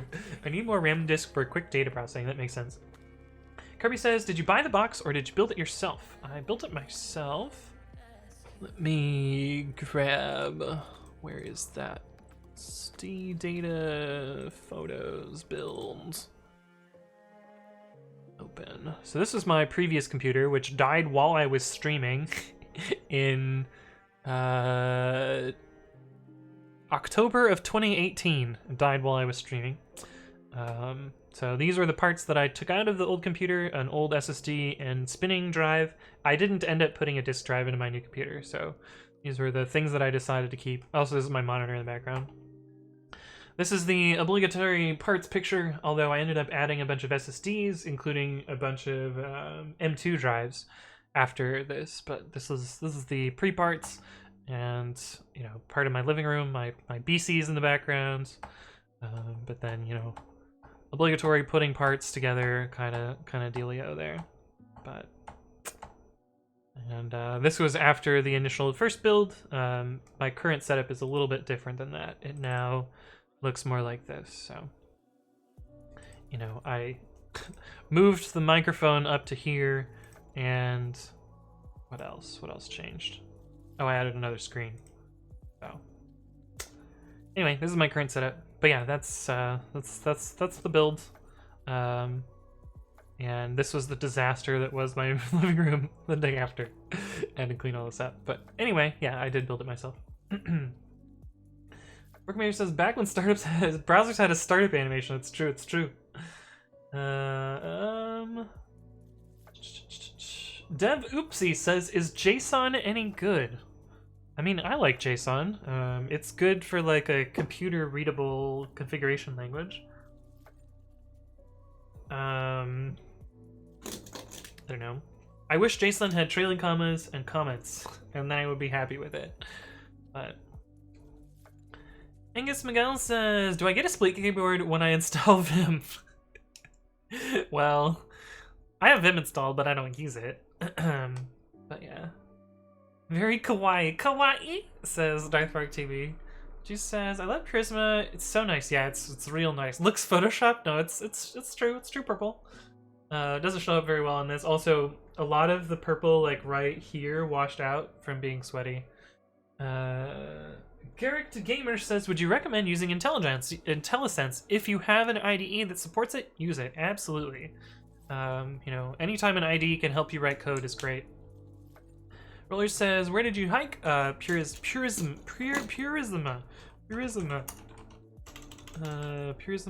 What is it? Open space. Purisma Creek, this place. This is where I hiked. If we look at the map, I started up here on Skyline, and I took, there's a more windy route that's not shown here, not the green one, but this little dotted line one here. And then I went around, I went around here and then around over on this trail.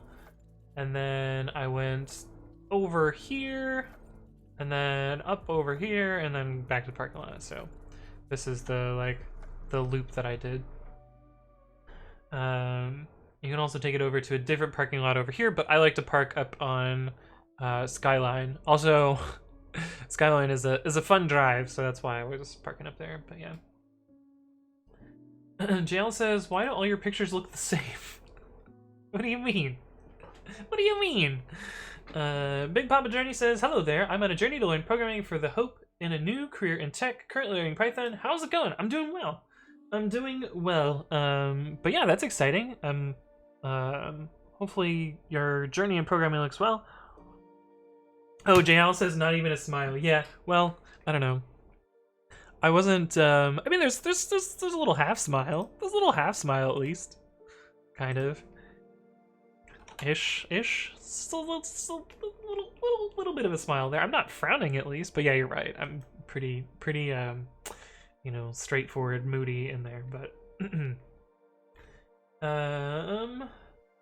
anyone gives subs, says Moore's Law says your PC will die soon anyway. The question is, will we be able to use it?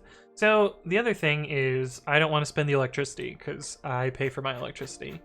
So I'd rather, I mean, my computer's on most of the time anyway, but I'd rather, you know, is music not playing? Oh yeah, there's a muted segment in this one, so I'll just skip to the next song. But, yeah. Danderson says, I have the same stationary cycle. Yes, I got mine on Amazon. Honestly, one of the best purchases I've ever made. I think I've got it for $170. It's now like $380 due to COVID.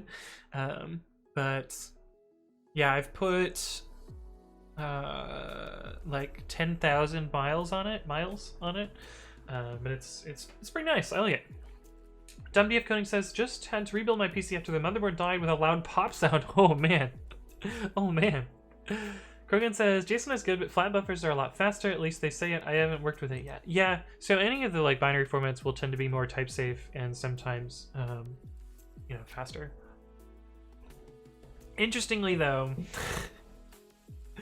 we did some performance tests at Lyft because, you know, one of the ex-Googlers there was like, we should use gRPC for everything. And like, oh, it's faster and more type safe and more memory efficient and all this shit. And, you know, they ran off and did that without really like actually proving any of those things. And then we ran a benchmark after the fact, and gRPC was like, you know, 1.6 times the memory usage, 1.3 times the wire size over gzip to JSON, and like 4 to 5 times slower. But it's type safe, so I mean, trade-offs, I guess. But anyway, that was a whole big deal. Inks Miguel says, what are the big differences between Python 2 and Python 3? I have a really old video about this. I don't even get to that video because it's not part of my current series.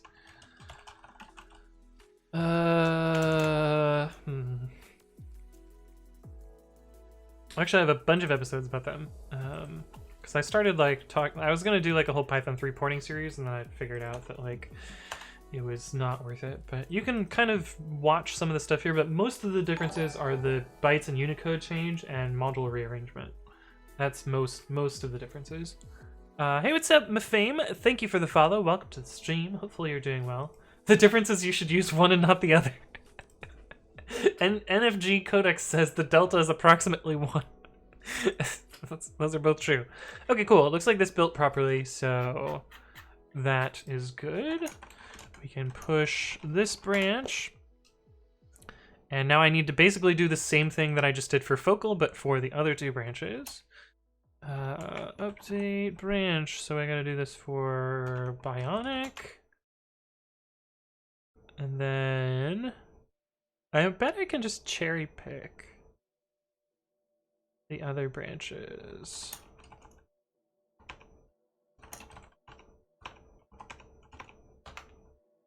Yeah. Although it says auto merging, so I mean, fuck it. I'll get an email tomorrow if this is wrong, so I'm just gonna call that good enough.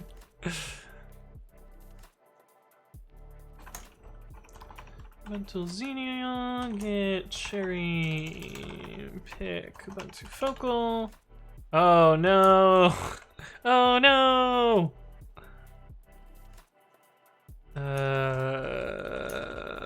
Well, clearly this one doesn't work. Fuck. Oh, right, because I was supposed to do this first. Right. Maybe this will work. cherry pick, and then get cherry pick. Oops. Nope. Alright, so we gotta do this manually. That's fine though. Check out patch Q, Ubuntu, Xenial, get log. So we want to remove this commit. So we'll reset to the old one. We'll export that patch. Git show Ubuntu focal rules control.in.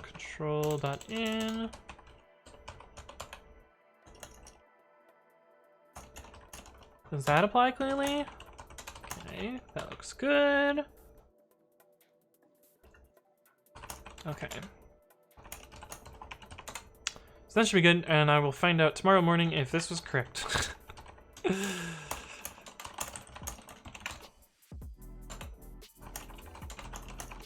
So push Xenial, make sure we gotta push the other ones too, because I always forget to push them all. Ubuntu Bionic.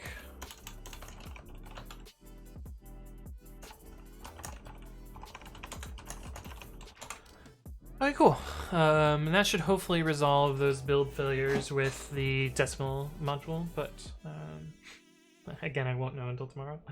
Cat Peasant says, at the first place I joined, we wrote an analytics engine where results were saved to JSON lines. I mean, that's actually fairly common. The way Yelp's log aggregation stuff worked was to you know, write lines of JSON, and then there was a whole like log ingestion aggregation system built on top of it. Angel Yank says, turns out I think the Wi-Fi adapter on my Pi is broken. Oh, that's not good. Fortunately, they're pretty cheap, right? Raspberry Pi cost. How I spent almost $150 on a $35 computer. Yikes. Where's the cost? I would assume you would get the newest one, right? Buy now. Oh, we could get 8 gigs of RAM? There are no global resellers. Rest of the world. Is United States in this list? Yeah, there we go. Why did it do that thing? Ooh, Micro Center is like literally my favorite store. I love Micro Center. There aren't any in California though. Just show me the cost. Where's the cost? Please select your store. Let's say we're in Michigan. Oh, they're out of stock there. $75 for that one. Okay. Well, anyway, they're relatively cheap, right? I can also buy a Wi-Fi adapter. That's true. It's true. You could do that.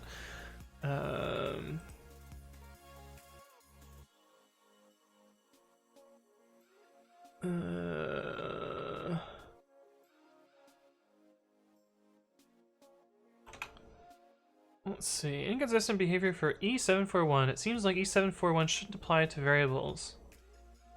Why not? The difference with function parameters is they could be used to satisfy an interface and aren't a local assignment. This is why they are allowed in def and lambda.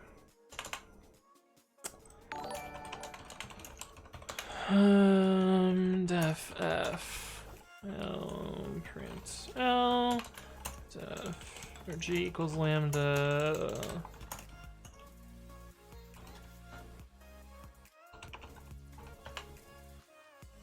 Oh.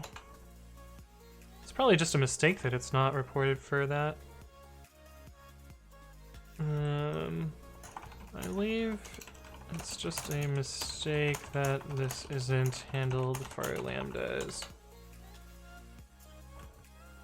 The rule is correct for list comprehension due to the ability to confuse.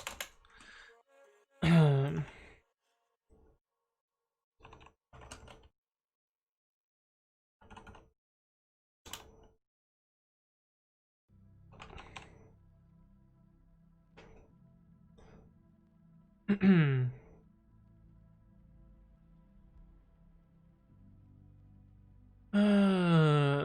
what's up, Mono Omert? Thank you for the follow. Welcome to the stream.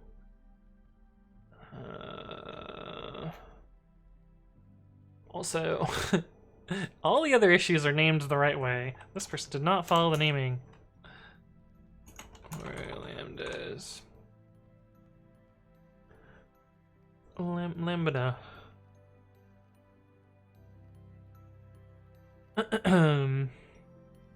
But yeah, should be handled for lambdas. It just isn't currently.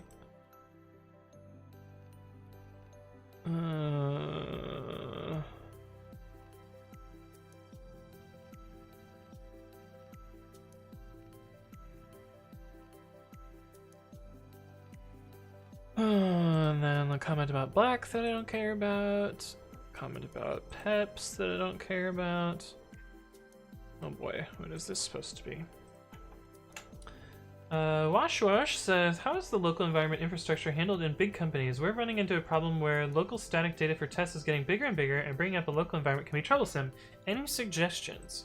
Yeah, that's always pretty tricky. I found that, well, at the two companies that I've worked with, they've tried two basic approaches, and I'm not sure that either of them were really that great. Some of them were like split big apps into smaller microservices, and containerize parts of your application, and have application-specific configuration instead of like a big chunky split around thing. But yeah.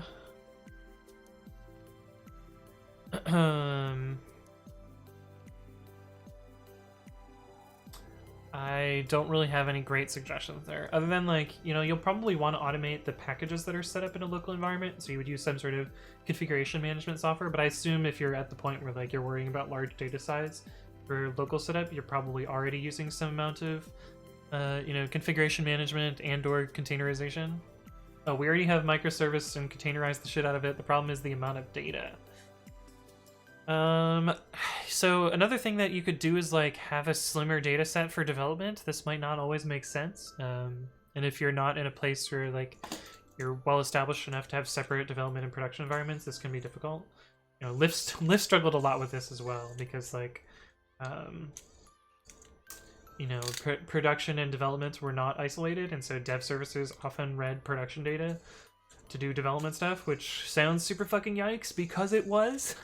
But can't analytics constants. I don't know if there's anything you can do then. Like if you need that data, you need that data. You could mock stuff in tests. That's another idea. Cat Business says JSON lines is an okay format, but we generated gigs of data per run, and to make things efficient, we had to create an index to enable us to random access inside this massive files. Yeah, that makes sense. A lot of times, what JSON line stuff will end up doing is like moving that into like a what is it called? Elasticsearch cluster, so that you can do stuff there. Hey, what's up, Manumert? Hello. I said your name different the first time, but Mono Omert. Is that what you want? Tell me how to pronounce your name. Who says nice keyboard? Yes, this is the Kinesis Freestyle Pro, which is pretty nice. Updated version says dev services read prod data. Pardon? Yeah. Yeah, it was super fucking yikes. And every time like someone was like, "Oh, but this thing is slow in dev," and we're like, "Why the fuck are you reading prod? This is gonna go very, very poorly one day." It's not a priority. We have other features to ship, and it's like, this is why I can't sleep at night. And of course, it caused outages all the time because like some dev service would splat onto a prod data store and like break, be grumpy and stuff. But oh, why? No, don't go away. Don't. Someone's calling me on the phone, but I don't know them, so they're probably a spammer. I recently used RST backticks to find and fix some peps, and I'm planning to add it as a pre-commit linter in CI. Well, that's kind of cool.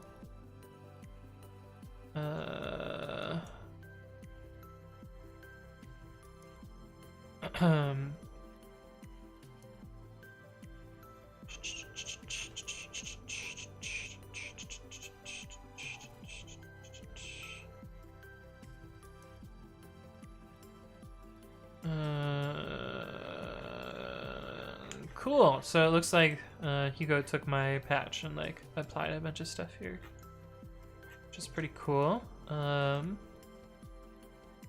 We just suggested a linter for this, and as I use grep to find those,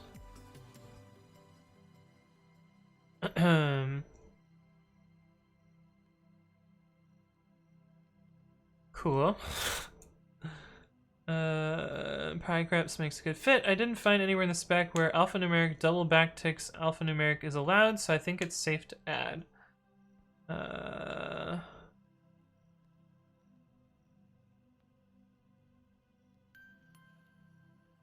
had 4 real problems I found in the PEPs, plus some simplified versions. Let's see. Okay, so we got a brand new hook here with brand new regex.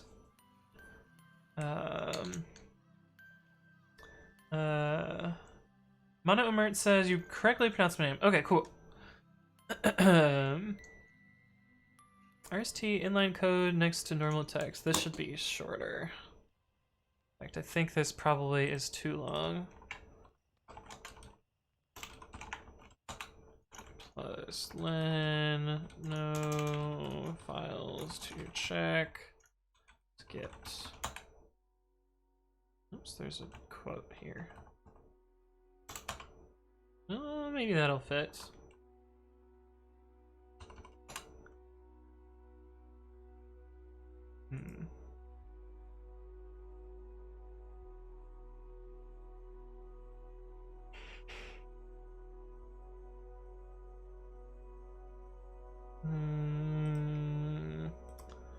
Should this use \w?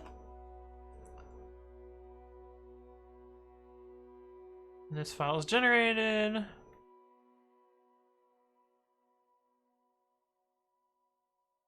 Interesting. How does it render this?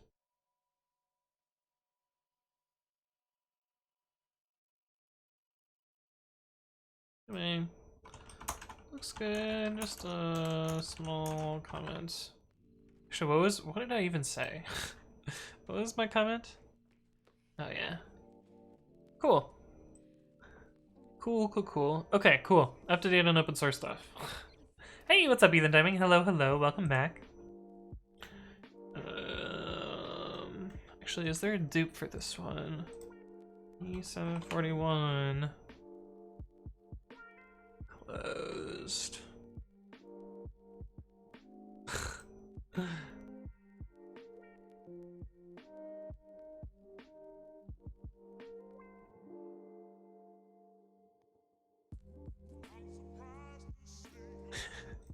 They've misunderstood the linter.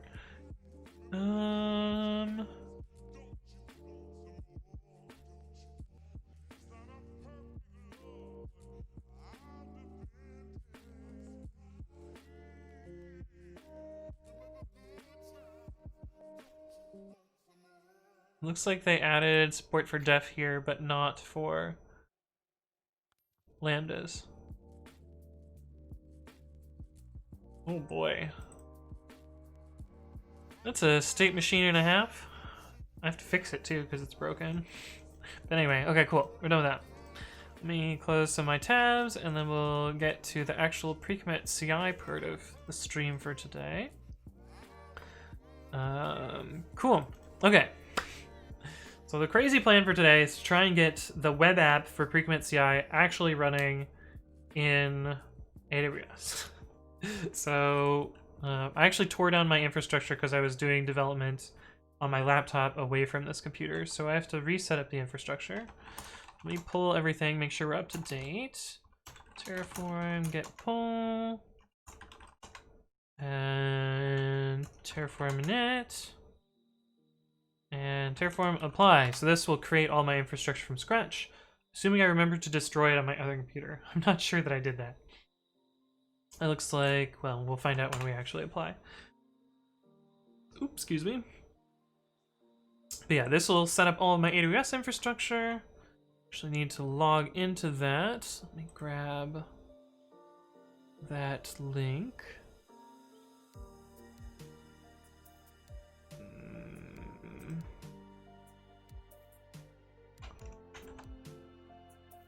using, what is the email? Pre-commit.ci plus dev. Pre.commit, oh cool. Cool. I gotta grab the password. This. Then I got to two-factor. Artheno says 2 hours and 15 minutes into the stream, time to get to code. We've read some code already, Artheno. This is not the first code. Come on, you guys are so harsh on me. so harsh. But Mono Mert says, I'm fresh in Python. Hello guys, nice. Well, welcome to the stream. There's actually been a couple of people today that are just starting with Python, so you're among good company. Ethan Typing says, God, I have to repair my server so it's running in my room and the fans are so loud. Yeah, fans can be pretty loud. The fans on my computer, you know, I've gotten used to them over time. I thought they were really loud when I first set it up, but now I just don't really notice it. But I started up my older computer, and oh man, the fans are way louder on that thing. Way louder on that thing. But okay, so it should have set up the Lambda for me already. Yeah, you can see that we have a web Lambda here, and the code is just bogus. So if we open this up, you'll actually see, oh, and we have our API gateway trigger, which is pretty awesome. But yeah, we intentionally provisioned just a syntax error here, and we're going to be doing the other thing. Wash says, what are you working on? Horrid to see the familiar interface of AWS. Yeah, that's why I'm mostly doing it through Terraform. I'm just opening the console to show you that things are working-ish. But yeah. Oh, this should be called something different. No, maybe this is fine. Hey, what's up, Learning Russian? Thank you for the follow. Welcome to the stream. Hopefully you're doing well. Is it kinda... I'm worrying about problems that aren't actually problems, but... We know you're 2FA for the next 15 seconds. It's true, Flash. It's true, Flash. Hopefully they actually recycle 2FA. Oh, but Washra says, what are you working on? I'm working on pre-commit.ci. If you do bang today, you can see more about, you know, the specifics of what I'm working on. But yeah, I'm building a purpose-built CI system for pre-commit. And I have like let me show you the demo. Till workspace, pre-commit.ci, proxy run, web.app. So I kind of have a little bit working so far. Oh, I guess I need to start the other workers as well. PR worker and run worker. Okay, but if I go to this particular GitHub repo, tilly2/demo, where I have installed it and set up stuff, we have a pull request, which already has a commit status. We can look at the existing commit status. This is from the last time I ran the demo. But you can see that like it passed, and you get the output here. There's a bunch of text. I need to make this look better, but it's, you know, kind of working there. If I close this and reopen it, it'll go into the pending state, which we actually caught it pending this time.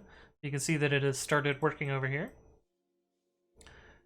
And it's doing the build stuff and then the runtime stuff. And so then if we were to refresh this page again, you can see that it goes to done and it sets commit status here. But anyway, that's kind of the working end-to-end stuff. Learning Russian says, just dropping in to say thank you for pre-commit. It has helped me tremendously over the year. Well, I'm glad you appreciate it. I'm very proud of pre-commit. It's definitely my baby. But I'm glad that you like it. Outdated version says, working-ish, too relatable. It's true, it's true. Arthena says, by the way, I'm writing a command line tool to provide an easy interaction with WebSocket API. Any general tips? I don't know. Command line, it depends on like what exactly you're trying to build with your command line. Because like, you know, most of my tips are like follow general POSIX conventions. Interactivity is kind of a pain in the butt. You know, don't box yourself into a particular interface because it'll be harder to change later. I don't know. Washrush says, why Terraform and not CloudFormation? So I don't want to to lock myself into AWS. I'm trying to build most of the parts of my system to be cloud agnostic. I also don't want to use YAML and don't want to do CloudFormation's weird syntax. Yeah, those are the main reasons. Vital8 says, hello, you only work on open source? I'm tired of seeing you as a contributor on everything that I'm using. So I was laid off from my job in April, so right now I am losing money and working, working on open source, streaming, I'm trying to build this little startup-y thingy. But, I've got like a dream that somehow this thing will take off and be helpful and like people will use it and whatever. Washwash says, purpose-built, is there no other out-of-the-box solution? I mean, you can run it in any of the existing CIs, but there's a couple of things that are difficult to get working, generically, and the first is like caching. Especially the fast portion of caching. Like it's pretty difficult to have this work correctly on all the various CI providers, and pre-commit will do it. I can do it better and faster and more efficient than the other ones. I also want it to be a zero configuration setup, so like you already have a config file that shows, or that you're using for the development tool itself. The CI system could just use that and doesn't need any special 50 lines of specialized YAML to make GitHub Actions work properly. The other one that's difficult, and this one I haven't you can kind of do this in CI, but actually no, I've seen no solutions to this part yet because it requires a privileged token in order to do this. But a GitHub app will be able to do this, and so this is kind of like the big feature that I'm really excited about using, because very often I'll have a project and some new contributor will come by and make a pull request, but they haven't run the linters or the code formatters or whatever, and my CI system will be able to just like auto format their PR and just push it straight to the pull request, so we don't have to do other stuff. But yeah, and like bunch of other features, but this is kind of like the V1, and I'll move out from there. Washrush says, so your idea is to run the jobs from GitHub messages on a serverless lambdas and trigger them from the API. So the serverless part is just for my web tier. I actually need to run this little worker in on an AWS instance because I need a couple of things. I need access to a bunch of different programming language runtimes, and you can't really do that from Lambda. And I was like, oh, well, I'll just do it in Docker, and you can't really run Docker in Lambda. So I'm gonna actually be running some EC2 instances in an auto-scaling group to run containers. But I've already set up the AMI for this, so I'm pretty close to like being able to fit all the pieces together. So now I'm mostly at the fit the pieces together part. And the remaining pieces are like running the actual website in the actual web tier. Like I know how I'm going to run it. I need to change some of the code to make that work. My data store, I need to decide on that. I'm gonna try and use Dynamo for as much as possible because it's free, or at least my amount of usage should fall into the free tier. I might need to use RDS for some of it, unfortunately. Though my data is highly relational, so it will be very easy for me to use RDS. It's mostly around how do I manage costs with that? And that's mainly it. I have the queuing stuff ready. I know how the Lambda is going to work. And yeah. Washrush says, web tier and Lambda, as far as I know, Lambdas have cold start times. How is a cold start time for Python Lambdas? So, yeah, if the app is cold, you'll incur like an overhead, but generally the way Lambda works in AWS is they will keep your app running for like several hours, and only turn it off if it's inactive. And so in theory I shouldn't hit that cold start very often, but also I don't really care about the startup time in a webhook. Like it's gonna add hundreds of milliseconds instead of like minutes. But I can actually show you a demo using another app that I wrote, because I had to write conversion code between the Lambda event schema and the actual website code. So I made a little demo app for this. Ace slash, what did I call the thing?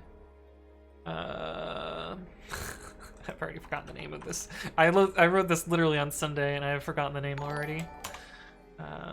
Hey, what's up, Lyos? Thank you for the follow. Welcome to the stream. Or is it Lyo? Anyway, sorry if I mispronounced that, but welcome to the stream. API Gateway v2 to Whiskey. Bit of a mouthful. API Gateway v2 to Whiskey. Be great if I could type. Hey, what's up, Shashant Kandalawal? Thank you for the follow. Welcome to the stream. Hopefully you're doing well.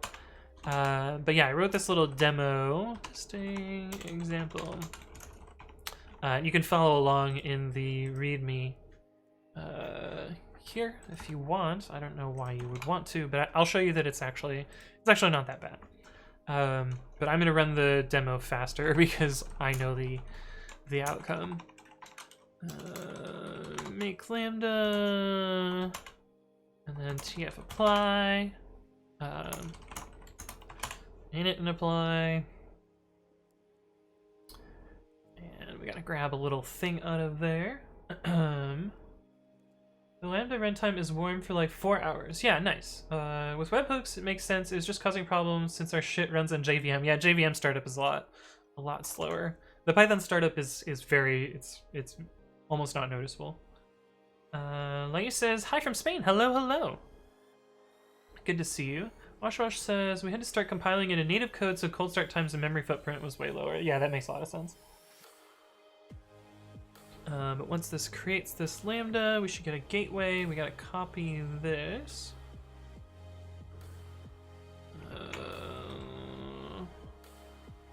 What was the fucking thing called? Execute API. So if we do time curl, but we gotta get this new ID instead of the old one because that was the last time I ran this demo. So cold start. Oh wait, yeah, we didn't actually push the lambda yet. So cold start filling lambda is 420 milliseconds. But if we push the lambda. We already ran make lambda, we can run this. And so if we curl now, this is cold start. So cold start is 1.1 seconds, which is not that great. But after cold start, it's like 400 milliseconds, which that's actually pretty slow. But I don't know. I think that's pretty reasonable. It's not the end of the world there. And this endpoint is doing basically nothing. It's basically just a simple setup. But 1 second for webhooks is nothing. Yeah, easy. Hey, what's up, Roko? Welcome back. Good to see you. Okay, we can close this. We don't actually need this running. But yeah, I'm basically like trying to ship a V1. I don't really care whether it's the most performant. I just want it to be functional.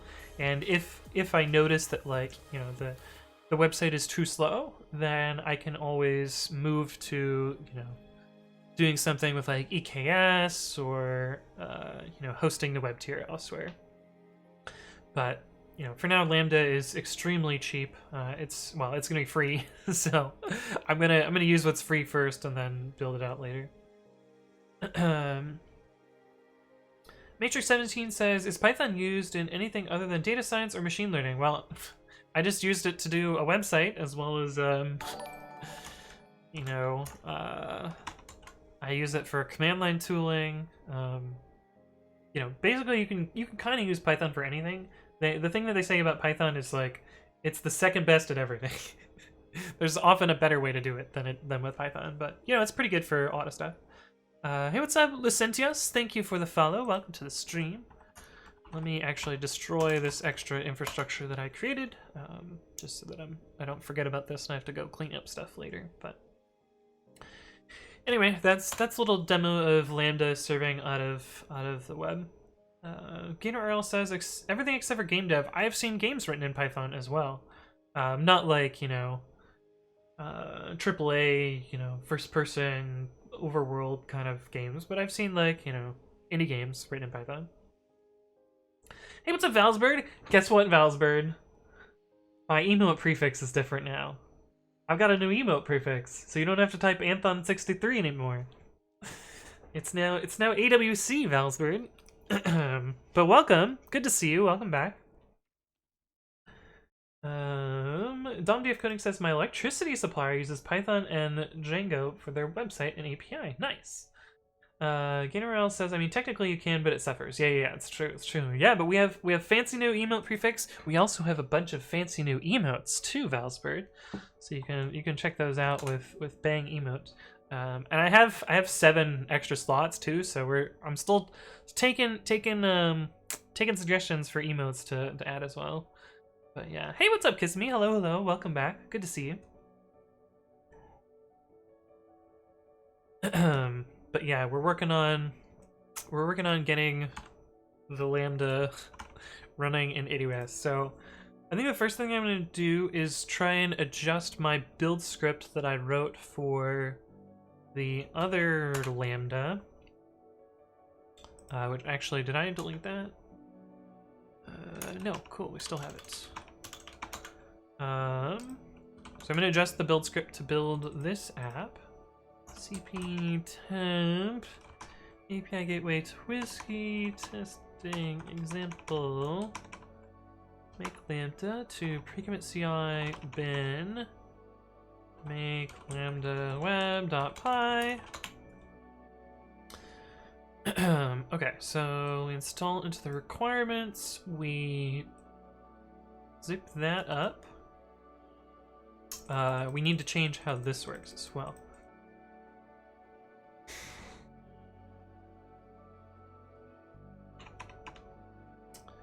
For root file names in os.walk pre-commit.ci, we're gonna do the same thing here. For file name in file names, if file name dot ends with pyc, continue, and then zip f dot write os dot path dot join root to file name. I think that will work. And then we need to write the actual entry point. Zip f.write lambda web.py. This is the entry point that we're going to do for this. Import API gateway v2 to whiskey. Oh, we need to actually install that as well. API gateway v2 to whiskey, and then upgrade requirements. Get that going. We'll get that going. Yeah, my bot still has a sub to Pokemon Androlinux. It's true, it's true. MSR says Bang still Babby. Yeah. Okay, you don't even have the emotes, Androlinux, because you're not subbed. You're not subbed, buddy. Mono Emert says Python is a common language to write for writing handy tools. Am I right? Yes. Valsbert says AWC is Anthony Webb C something. Yeah, it's my AWS, right? No, it's supposed to stand for Anthony Writes Code, but it's been confused for AWS, which I didn't even think about when I changed it. But I can also change that in 60 days. So if you guys don't like it, we can always change it. Fishy Poos says you have lovely hair. Well, thank you, Fishy Poos. Have you seen my purple hair? Hey, what's up, Dayua? Thank you for the follow. Welcome to the stream. My hair is actually kind of it's purplish right now, but it's fading a lot. But it's also really hard to see on stream because the lighting in my room is not the best. But it is still purple. It's just it's not quite as vibrant and visible as this photo is. But yeah, or the hiking photo, it's actually very visible. The purple. Let me grab that link again. It's like so purple that it looks like it's photoshopped. This is a little bit more purpley there, but anyway, I'm glad you like my hair. Angus Miguel says, what is the point of an if for that file extension if you do nothing with it? Did I do pass instead of continue? Is that what you're saying?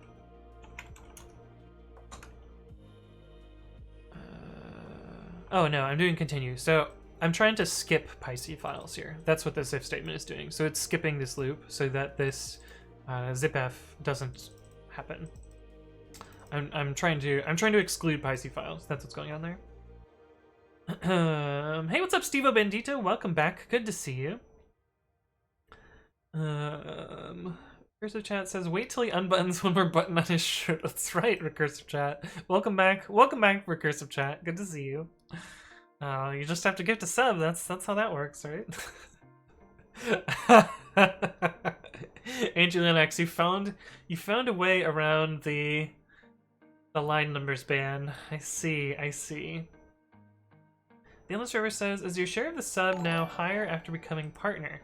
So my tier 2 and tier 3 subs are higher now that I'm partner now. Speaking of gifting a sub, thank you Juicebox Hero for gifting a sub to Cellman2301. AWC Python. Oh shit! And Stevo Bandito has resubscribed with Twitch Prime. Really appreciate it, Stevo Bandito. At 3 months with the Pythons. And yeah, now we get to hear TOS say AWC Python, AWC Python. But thank you for resubbing, appreciate it. Slumpy4 says, what are you making? If you do bang today, you can read more about what I'm working on. Arthino says, why not pathlib? I need to put this in a video. But yeah, not pathlib. Steve Benito says, whoa, you're partner now? It's true! It's true! Oh, you missed that. You haven't been here in a week. But yeah, I got partnered last Friday, so I've got the nice little verified check mark now. I get higher percentages on tier 2 and tier 3 subs. I can change my emote prefix. I have a bunch more emote slots. There's a bunch of other cool stuff too, but yeah, that's kind of the basics and the stuff that I was super excited about. Hey, what's up? This is David. Hello. Welcome to the stream. Juice says, I still think you should have picked Anthonk. Yeah, then it could have been Anthonk Pythonk.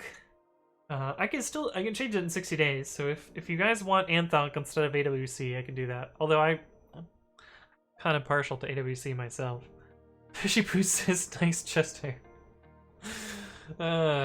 Watcher says, contenter and whatever path is in the second if statement and loop be the same. These two? No. Because... maybe I can. Let's see. Root to file name. No. So this is one directory up from this. So this needs to still be included. So yeah, these are ever so slightly different logic. But I could do ... here. No, that wouldn't work. Could do ... No, I don't like that either. So yeah, I could combine these, but it's, you know, trying to overdry. It's not really that important.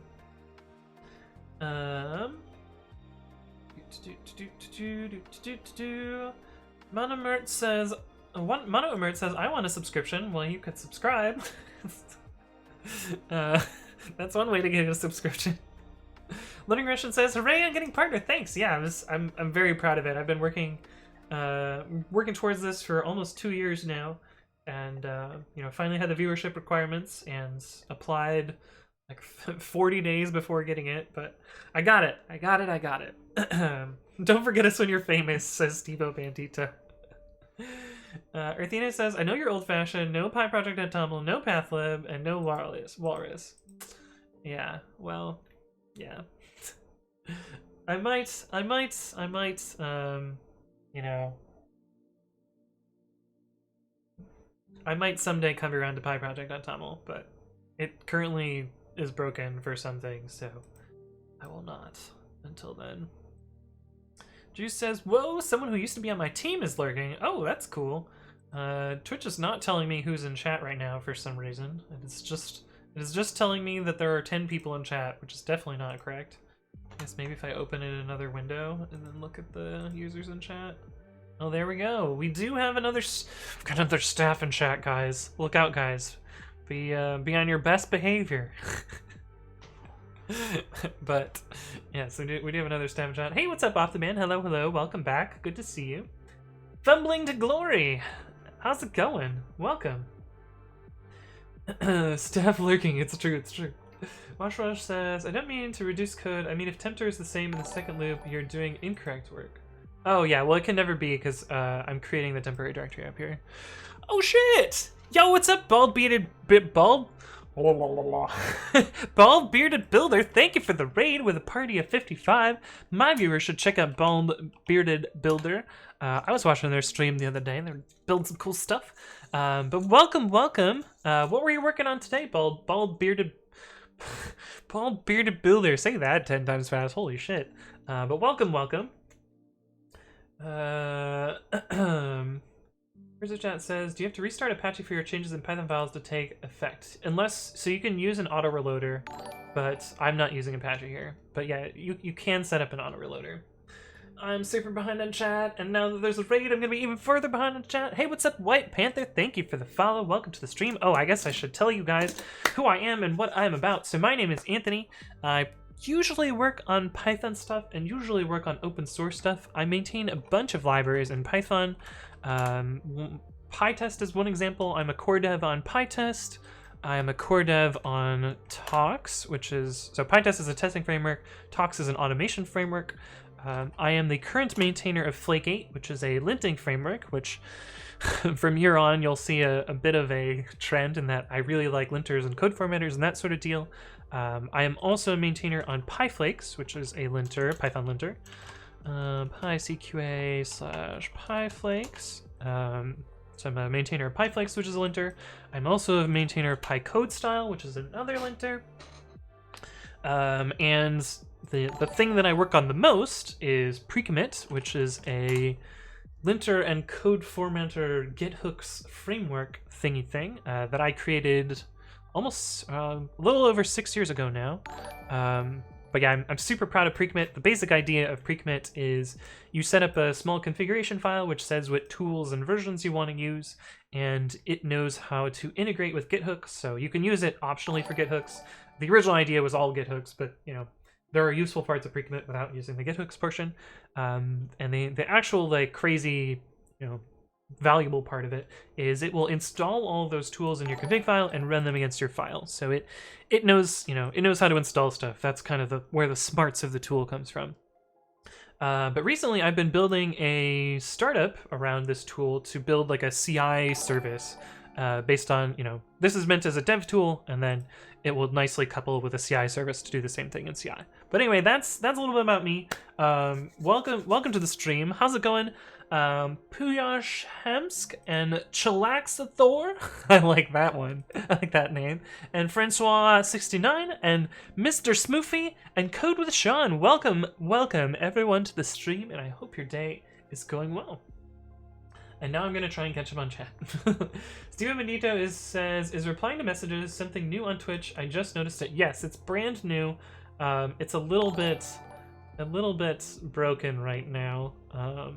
The threading is kind of messed up, but I figured out you can do it via the bot. I was watching Mr. Don Brown's stream the other day, and you can, there's a special tag you can put at the beginning of the message from a bot, and it will send a message with threading involved. Hey, what's up, Flab Creations? Thank you for the follow. Welcome to the stream. I actually think the threading implementation on Twitch is really bad. It's really bad. Yeah, I do know Ajaxify. How's it going? We used to work together in 2 different places, actually.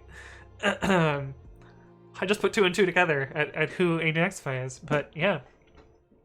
I won't dox your name, but welcome. But yeah, we were TAs together at University of Michigan, and then we worked together at Yelp for a while, which was pretty cool.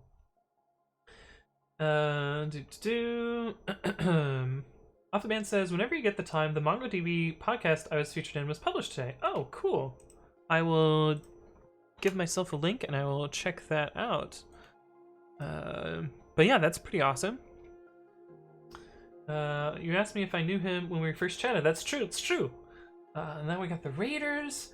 Rate of 55. Yeah, a lot of people who showed up. Oh, Juice got the shout out before I did. Even faster than I did. MangoDB. Yes, MangoDB. Okay, so if you guys don't know the story about that, when I was looking for a new job in 2017, I interviewed at a bunch of places, and one of them was MongoDB, which I didn't seriously want to work there, but you know, the job seemed kind of cool, and so I figured, you know, at worst it's some interview practice or whatever. But I interviewed there, and to troll, I did not refer to it as MongoDB at all throughout the entire set of interviews. I called it MangoDB every single time, just to be a goofball. Hey, what's up, XPreacherX? Thank you for the follow. Welcome to the stream. And actually, sorry, not to interrupt the story, we just reached 7,000 followers on Twitch. So that's pretty cool. Another milestone in the books there. But anyway, continuing the story.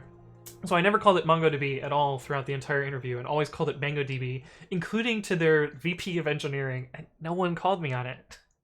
And I even got an offer there, which I didn't take because it didn't pay that much money, but it would have been a really cool job. It was basically like work on open source tooling for Mongo and the language bindings, and I would have gotten the chance to work in like a bunch of different programming languages. 7K hype. Hey, thank you for the bits, Juicebox Zero. Yeah, 7K hype. 7K hype. Man, if you would have told me 2 years ago that I would have 7,000 followers today, I would have never believed me.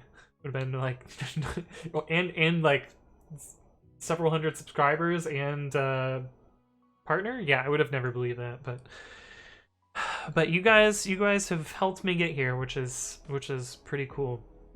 But yeah, I got an offer. It was basically going to be working on a bunch of different programming language bindings for MongoDB. It would have been a really cool job, but you know, they didn't pay well, so lol. Nope.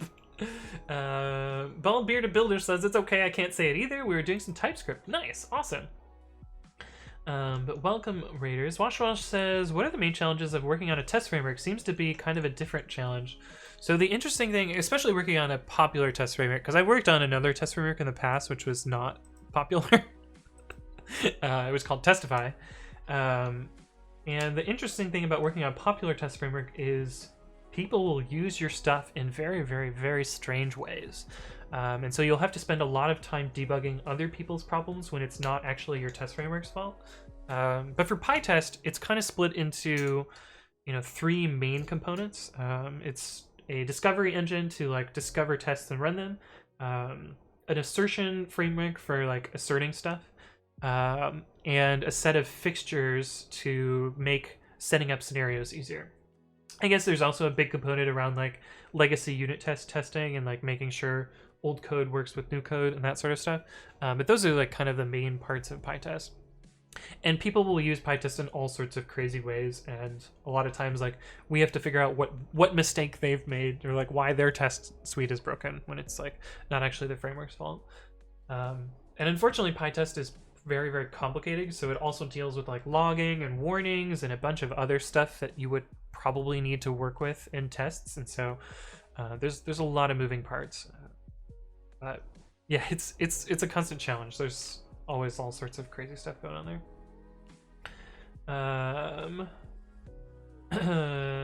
Valsberg, did you have a macro for that? Oh, I'm on mobile and it caches the old one. I see.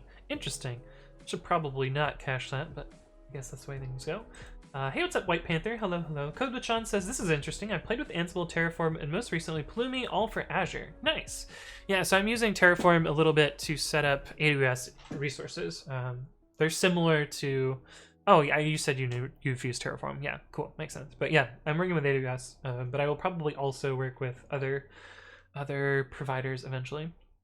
Chillaxador says, thanks, man. Glad to be here. Awesome. Well, welcome, welcome. Flab Creation says, is that a Kinesis? It is indeed. This is the Kinesis Freestyle Pro.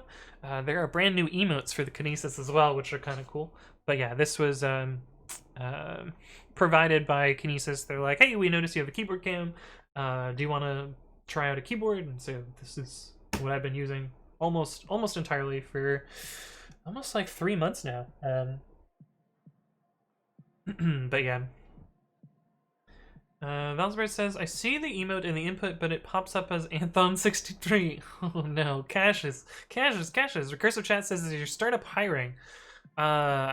Maybe once I actually have the MVP working. I think for the most part, I will get the, I won't need any help until the MVP is done. But maybe. Washwash says, in V1 features list, you say fast, comma, correct caching. What is so spectacular that you're caching there? Just wondering. So the way pre-commit works is it needs to actually build environments to run them. We'll cd into my text editor, for instance. So there's this pre-commit configuration here, which says all of the tools and versions that it installs. And so for each one of these, let's see if all of these are up to date. Yeah, it's already pre-installed these, so you'll see like it immediately jumped to running the tools, so it didn't need to do any setup at the beginning. And the way that it does that is there is a cache in here where it has a bunch of these clone repositories and also a bunch of patches. Actually, you can probably pre-commit GC to clean up some of this cache. And this all works fine and great on a single machine, but in a CI system, you're working with a distributed system, and so you kind of want to delete these patches. Till cache pre-commit patch star.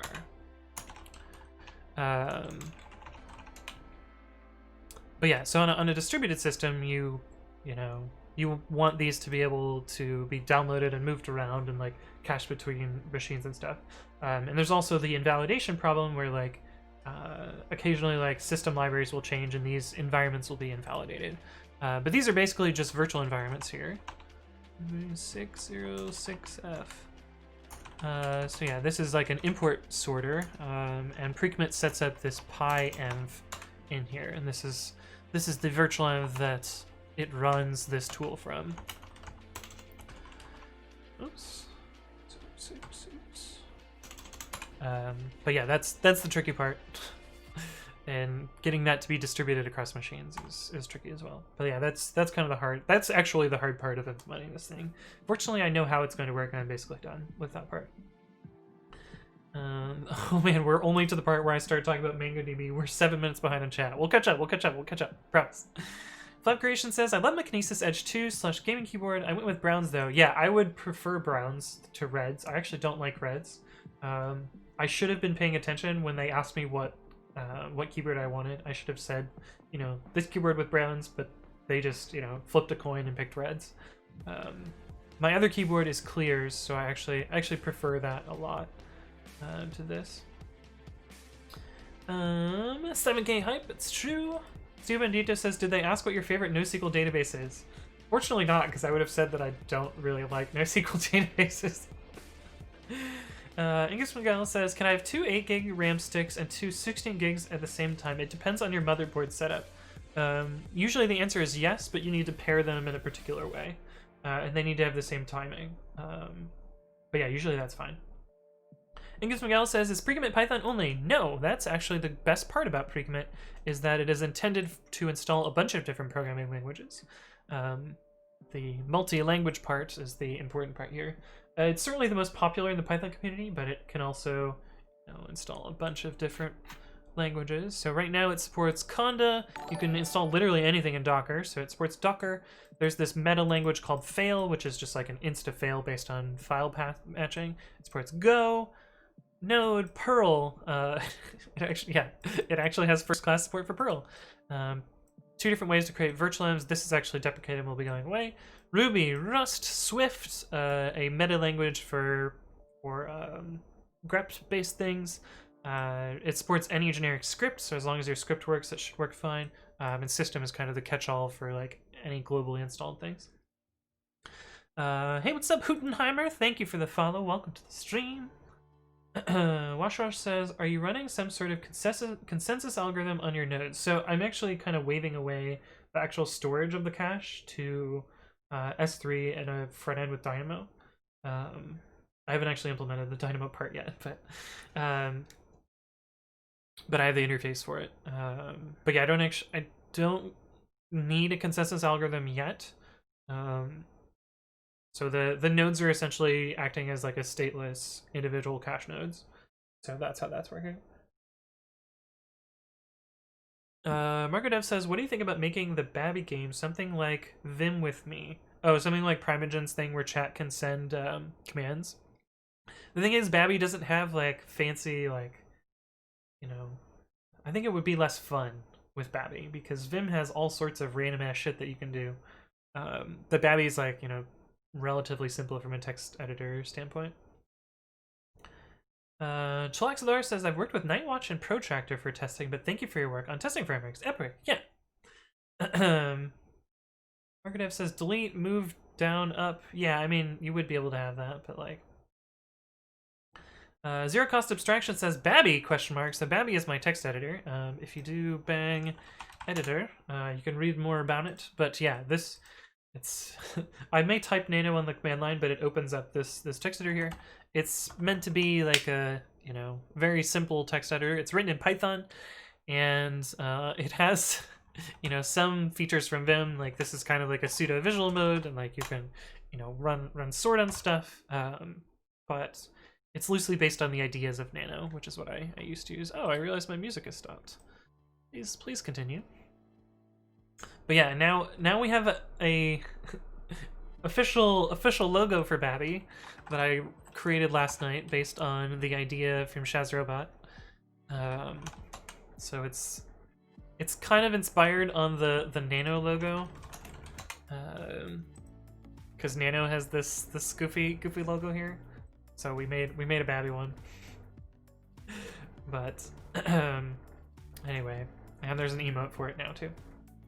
Valsbird says, Babby always reminds me of that how was Babby formed meme. It's true, it's true. Angus Miguel says, Babby, you write Python so you could write Python. Meta AF. Yeah, no, what's even more meta than that is I used Babby to edit Babby while I was fixing Babby. So I used Babby to edit Babby. But anyway, inspired is a lovely word for it. Yeah, that's a good way to put it, as a UK. Okay, yeah, but we want to create this lambda. Workbase, pre-commit, CI, pre-commit, CI.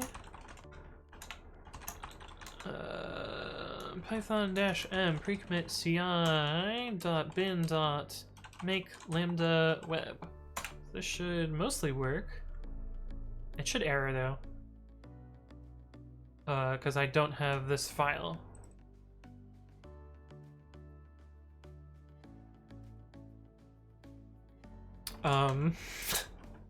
I do have this file. Oh, because I had started writing it, I see. Do I have it open somewhere? No? Okay.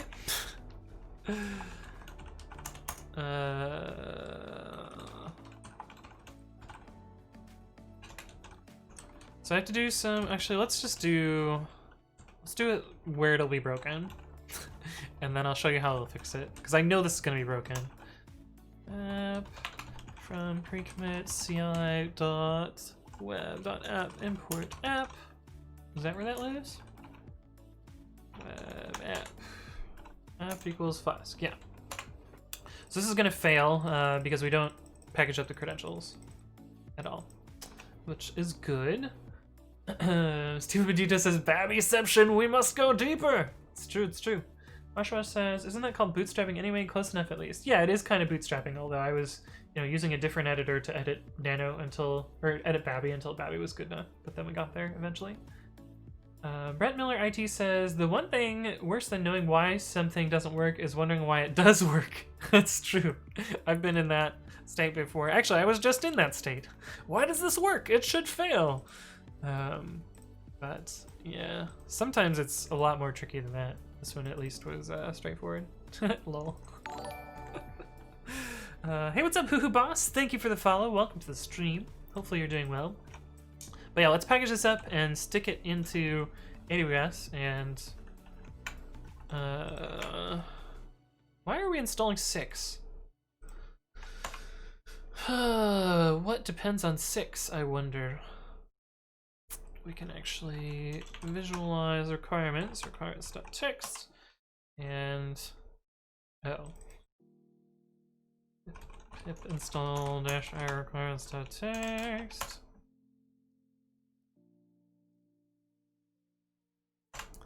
Where does 6 come from? Bodo 3. And Bodo Core.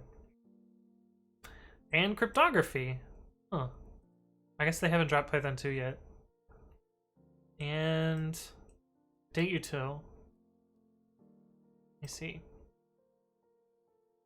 I see. Oh, I guess I could have done visualize requirements with requirements minimal. That would have given a better graph here. Oh, and PyJWT also pulls it in. Oh, I guess cryptography pulls it in. Okay, so that's where that comes from. And S3 transfer and date util. Okay. Eventually it'll be factored out. Chillax says cool comment there, yeah. I guess Miguel says, did you install 2, 3, 4, and 5 as well? So funny thing about that. I actually made a module named 5 at one point. All repos. I don't know if I still have it. 5.py.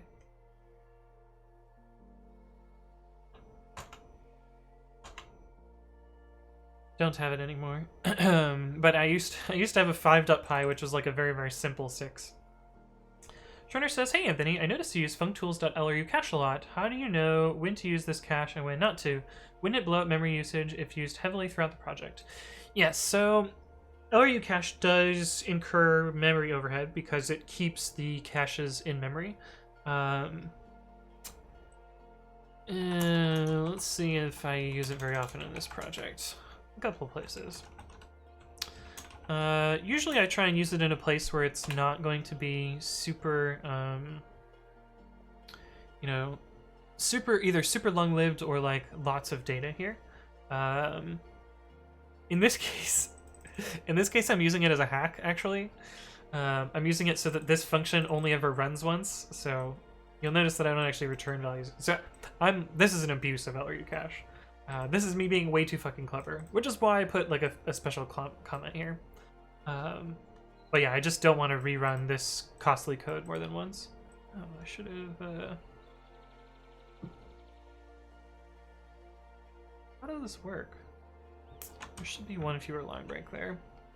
Oh, because I was originally running this code there. Got it. Okay, but anyways, I'm using it as a hack here. This will only ever have 2 values here, so at most this stores 4 strings.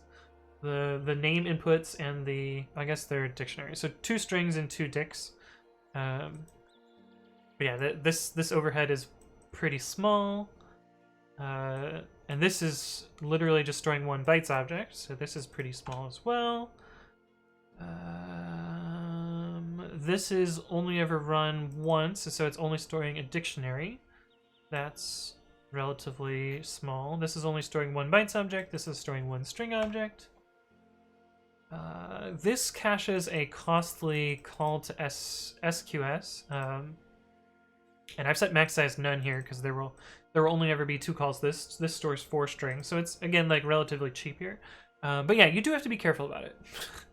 But most of my uses are like, you know, they're either bounded, so the default LRU cache has a max size, or they're you know, not that big a deal. But yeah. Washwash says, and that's why I fucking hate dependency management. Yeah. SDK says 6's package name is awful because 2 times 3 equals 6. Yeah, that's why they picked that. Haneycode says, hey Anthony Red's Code, how many hours per day? How many hours do you code per day? Could you give an estimate? When I had a job, I was coding, you know, probably like 5-ish hours at work.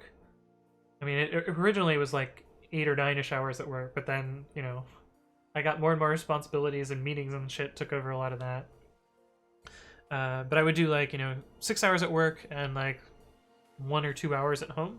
But now that I don't have a job, it varies a lot. I'm probably lucky if I get 5 or 6 hours a day in, because I've been struggling with motivation recently. But I don't know. Although then again, I'm also doing it like 7 days a week, so it's still like, you know, full-time hour counts. But I don't know, somewhere around there.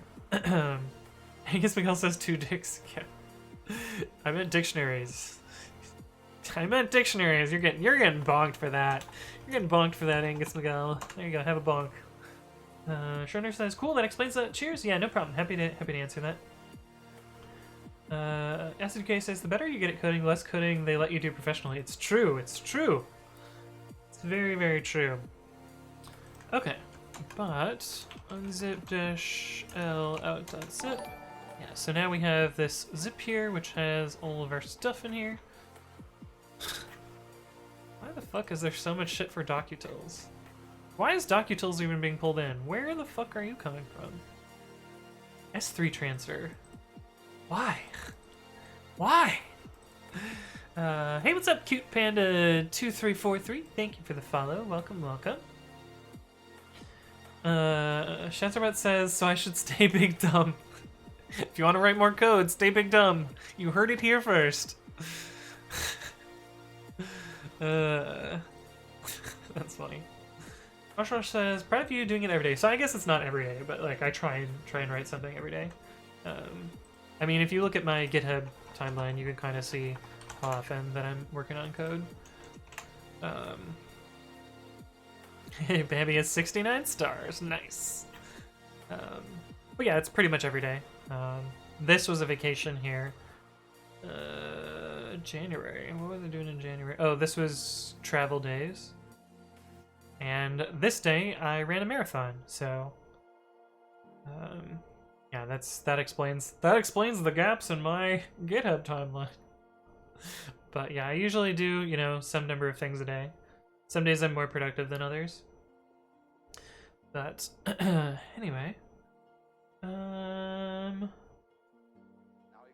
Oh, Acid UK's been busy because of a 4-month-old baby. Congratulations, Acid UK. Cute Panda says, big fan. How are you so good at coding? Is it just practice or are you a prodigy? I mean, I've been programming for almost 20 years now, so I have a ton of practice. I don't know. I like to think I'm a little bit naturally predetermined towards being good at code, but again, a lot of it is just like I've spent a lot of time building a lot of different things and working with a lot of different technologies, so some of it's also like, you know, doing a lot of that. 4.9k. Yeah, so the other thing about this is before, when I had a daytime job, I was also doing 4,000 contributions per year for my day job, and so this was actually over 9,000. But you know, now that I've been laid off, I don't I don't work on their shit anymore. So, but yeah, I do a lot of GitHub stuff. Steven Bendito says, "Wow, you didn't review any PRs on the day you ran a marathon? How dare you?" So actually, that's not entirely true. This is the actual day that I ran the marathon, and I did do commits on that day. But the day before the marathon, I didn't do anything, which is this day, because I spent this as a travel day. So yeah, a little asterisk there, but but that was because I took I think I took 2 flights that day. I flew from Michigan to San Francisco, and then I flew from San Francisco to LA. So it was a busy day. Oh wait, no, that's not true. That's not true. But anyway, that's why I didn't do any that day. Wash Rush says, how do you balance open source contributions and job? I get burned out at my job already. I don't know. I like working on open source. It's like, it's my hobby. It's things that I like to do. Brett Miller IT says, I remember travel. Yeah, so that's the thing. I'm pretty sure I got COVID somewhere, because like this week here, I flew on a plane, I went to a concert, and then I flew on a plane again, then I flew on another plane, then I ran a marathon with 27,000 people, and then I flew on another plane, and then I was sick for a 2-week period with a dry cough that very much felt like the COVID symptoms, but yeah, travel. Capiana says, any tips on getting good at coding? I think my advice is like work on projects, build stuff, and like, you know, learn stuff that needs to you know, that you need in order to accomplish stuff. I always find that like building something and learning as a side effect of building something, you learn better, or at least that's how I learn better. But yeah, Stupid Benito says, you think you got coded, you definitely got COVID. Yeah, so the other thing that I'm not certain about it though is that I took the antibody test. However, they've shown that the antibody test is incredibly inaccurate if you don't take it within like 2 or 3 weeks of recovery, and I had taken it like 60 or 70 days after recovery, so it was unsurprising that I got a negative result there, but I don't know. Cupanda says, how do you type fast? How did you learn to touch type? I self-taught touch typing, and I actually don't do it properly. I use these 7 fingers to touch type, which is not good. I'm sure if I, also use these 2 fingers, I would be a little bit faster. But most of my touch typing is from internet chat, from like, AOL Instant Messenger and such. SUK says they made the London Marathon virtual with an app to help prevent that happening. And yeah, a lot of them are going virtual, which is pretty nice. Aging Bones says I use KBR website for learning to touch type. Oh yeah, I've heard that one. It seems good. Angus Miguel says if I'd use these 2 fingers, I'd be faster. Yeah, I can still type. So I did a touch type earlier, or type racer earlier, and I was at 125 words per minute. I could probably be faster. Also, I'm slower on this keyboard than I am on my other keyboard, but.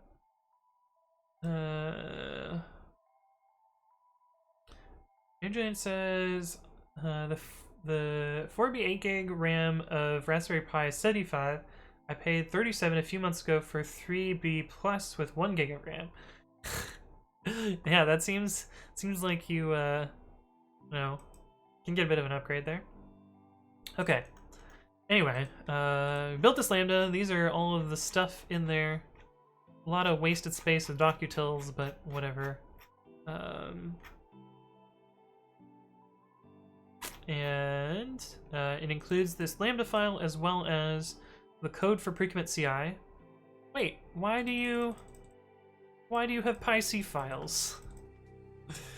What? What?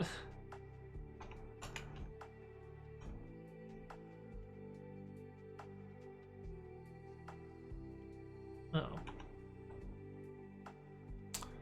I see. A bit of an indentation problem. I think somebody pointed this out earlier in the stream and I ignored them, so I'm sorry to that person. I done fucking goofed. But let's try this again. I don't want to spend $75 now. If I spend $70, it's going to be for the Machine Mark II. I see. Otherwise says, what? What? Oops. Less. Okay, so we shouldn't have any PyC files now. Okay, we have PyC parser, which is unrelated. Okay, cool. We don't have PyC files. Good. Good. We also have now all the rest of the files in here instead of just what we had before. du-ace, it's a 13 meg zip, so that's good. Is MK2 does it not stand for Mark II? Usually that's what it stands for. Wash says, as Richard Feynman said, what I cannot create, I do not understand, so you have to build it in order to understand it. Yeah, I think that's good. Cupanda says, apart from Python, which languages are you good at? Are you familiar with any web frameworks? Oh, we get to do the list of languages again. Let's see. I'm gonna try and do this chronologically. My first code that I wrote was in TI Basic, which I don't really consider a real language. But Visual Basic, visualbasic.net, PHP, Java, C#, C++, C, then Python was next, and then a little bit of Ruby. Of course, like a bunch of different flavors of SQL mixed in there. Bash, I've written a bunch of Go. Oh, I forgot about JavaScript. JavaScript was in there too. I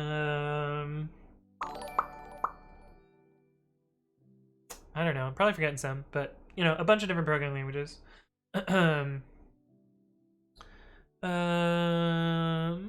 And web frameworks, I've used Flask, or in Python I've used Flask, I've used Pyramid, I've used Django. I have used a home-rolled framework in Yelp main. And in other languages, I've used Express, I've used Java server pages. I've used ASP.NET. I've also used ASP before ASP.NET. I've, used a few PHP frameworks, but I don't remember them because it was a really long time ago. But yeah, I've used a bunch of different web frameworks. Hey, what's up, Nez Flority? Thank you for the follow. Welcome to the stream. I'm gonna go fill up my water because I am about to lose my voice if I don't. But I will be right back, and I'll see you guys in a bit.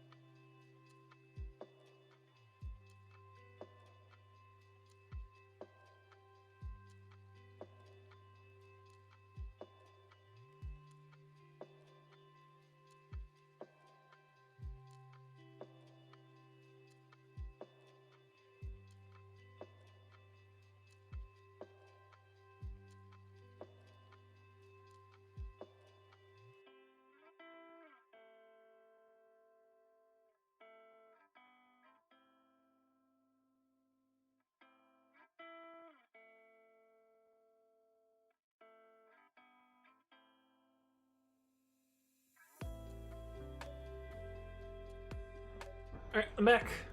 I have Flutter. Also, machine isn't a typo. Yeah, I assume it's German. Angelian X. SDK says, not many languages then, pretty new at this, got it.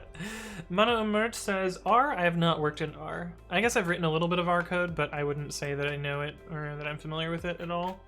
And most of the R that I wrote was infrastructure code. QPanda says, do you hate JavaScript? Most devs do. I actually think JavaScript is fine. I mean, it's just as bad as Python or Ruby or PHP. But I think JavaScript's fine. It's also changed a lot since I've written a lot of JavaScript, so it's pretty different now. But I don't know, I think JavaScript is okay.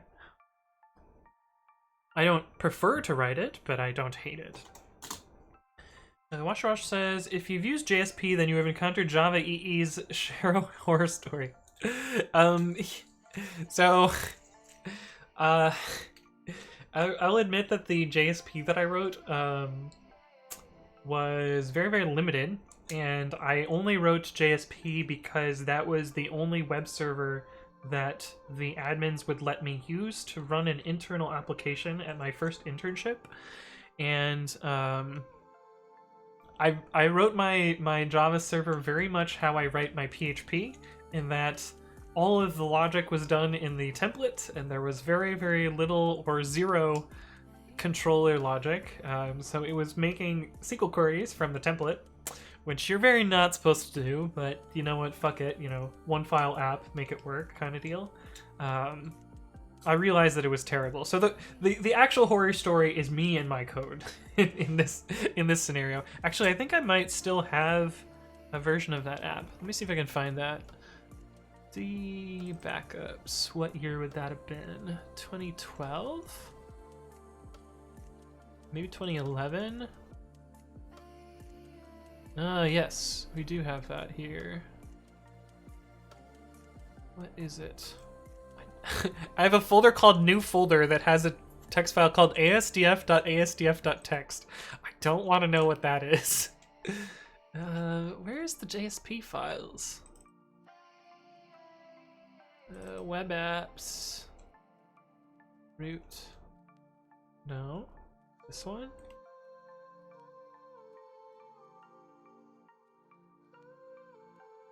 No, that's the Tomcat one. It's not that. It's not that. Where the fuck?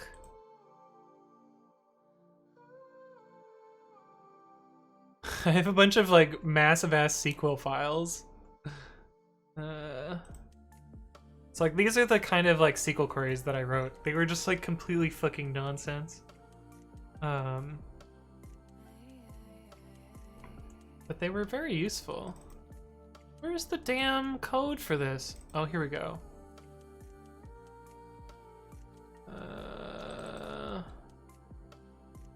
Holy shit. I wrote a lot of code for this. Okay, let me show you the worst one. This is by far the worst one. So this is my template, which includes a bunch of SQL and shit in it at the top. Which you know, if a Java server page starts with page import javax, like you probably have a problem. But yeah, the passwords are also stored in get parameters, so that part was great. Oh, you could export to Excel? Man, this is fucking fancy.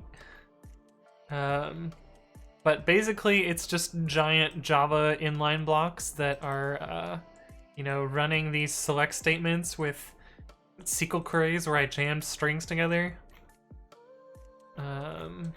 Look at this giant fucking SQL query here. Look at this. Put together with plus equals. Oh my god. What fucking nonsense is this? But anyway, that gives you an idea of the horror story, but the long story short is the horror story was me. It was me all along. I promise I write better code now. Delicious Nalja says, is JSP obsolete? I don't know. This was in 2009, so it's been a long time since I have written JSP, so I don't know if it's obsolete. It may be. Cute Panda says, why are you not using a Mac? Because fuck Apple. I do not want to spend 3 times as much as I need for really shitty hardware. And, yeah. I'm very happy with my setup. I'd rather run, you know, Linux or Windows than pay Apple for something. That said, I do have a Mac. And I only have a Mac because I need to build software for macOS, so I do have a Mac. I should really change the password so that I can type this in on stream instead of having to do the little thingy thing. Why are you not starting? Hello? Hello? There we go.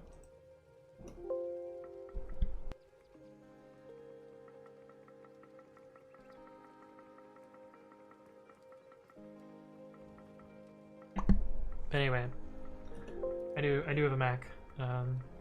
But I mostly only use this to build particular software, which I don't have there. But yeah, I build pre-built wheels using macOS, so that's why I have a little Mac Mini that sits in my cabinet, and I can connect to it and, you know, use it over the network. But anyway, that's that. Sunbat says JavaScript is the best. Washwash says not really obsolete, but outdated for sure. That makes sense. Shazarot says it's probably 2FA backup codes. Oh, asdf.txt. 2FA didn't exist in 2009. There's no way it was 2FA backup codes. Angus Miguel says, how much RAM/storage is your VM rocking? Also, is it VMware or VirtualBox? Thank you, Shazrobot, for linking that. Yeah, that YouTube video goes over all of my setup there. Shazart says, I don't know how I feel about threads in Twitch chat. I think it's gonna be bad. Deep Space 2 says, SQL injection everywhere. It's true, it's true. Well, fortunately, it was just like an internal app, so it really didn't matter. But yeah, that code was fucking garbage. That code was garb.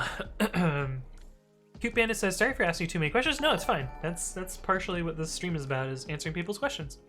Hey, what's up, Deliciosha Naga? Thank you for the follow. Welcome to the stream. I'm surprised by the fact that you are so smart and yet so humble. I would have subscribed if I had money. I'm pretty young. Yes, don't worry about it. It's fine. Subscribe if you can, but if you can't, that's cool too. Flush says, what happened with the YouTube video about generators? So we can talk about why my YouTube upload fucked up this morning. I went to record an episode, and I, sat down, recorded it, and I made the thumbnail for it, I had the description for it, I had the title, I had everything all set up, I uploaded the video, and then Shazrobot let me know that my microphone was muted through the whole thing. And what had happened, for whatever fucking reason, is in OBS, oh, I can't see it. Anyway, you'll have to just trust me for it. My microphone in my audio mixer had gotten reset to a microphone that doesn't exist on my computer. Like it had picked a microphone that just isn't connected. And OBS said it was using my default output, but my default output is set to, or my default input, but my default input is set to this bad boy up here, so it should have been using that. But I reconfigured it and did a sound test, and so now it's working, but I deleted the video and I have to re-record because there was no sound. And I'm not gonna just like read over the sound. I would just like regenerate and just make a new video. But yeah, Shazrat says just don't add him on GitHub. I mean, you can add me on GitHub, but don't add me and be grumpy about it. That's when I get grumpy on GitHub. But Wash Rush says that code is still probably running in prod. Wait. Is it? I think they scrapped the product like 4 or 5 years. Actually, let's see. Let's see. In for my day. Yeah, it looks like they are still using it. Yeah, so it is possible that that software is still running. So the funny thing, that was an internal tool that people were using to monitor this tool or like figure out some introspection about it. And the joke was that more people used the dev tool than the actual production tool, which might have actually been true. Hey, El Papa Pig, thank you for gifting a sub to Cute Panda. See, now you're a sub, Cute Panda. There you go. But really appreciate that, El Papa Pig. Thank you for that. Oh. And I guess you guys know what that means. Hey, what's up, J-Phils? How's it going? Welcome back. Good to see you again. How have you been, J-Phils? Jason P. Day-to-day life says, I gotta know about the password entry performance. I understand why you muted the mic, but the mouth pop, pop, pop. What was that about? Oh, no, I was just... I don't know. Nervous tick. I do silly things sometimes, so I sometimes make pop noises. That was nothing related to the actual password. It was just me being a goofball. Yeah. Just goofing me, being a goofball. Okay, let's actually do some work here. Okay, so we have this lambda, we have the output, and it should fail if we upload to, this to AWS, because some part of this is broken. I know something's broken, but we'll get that.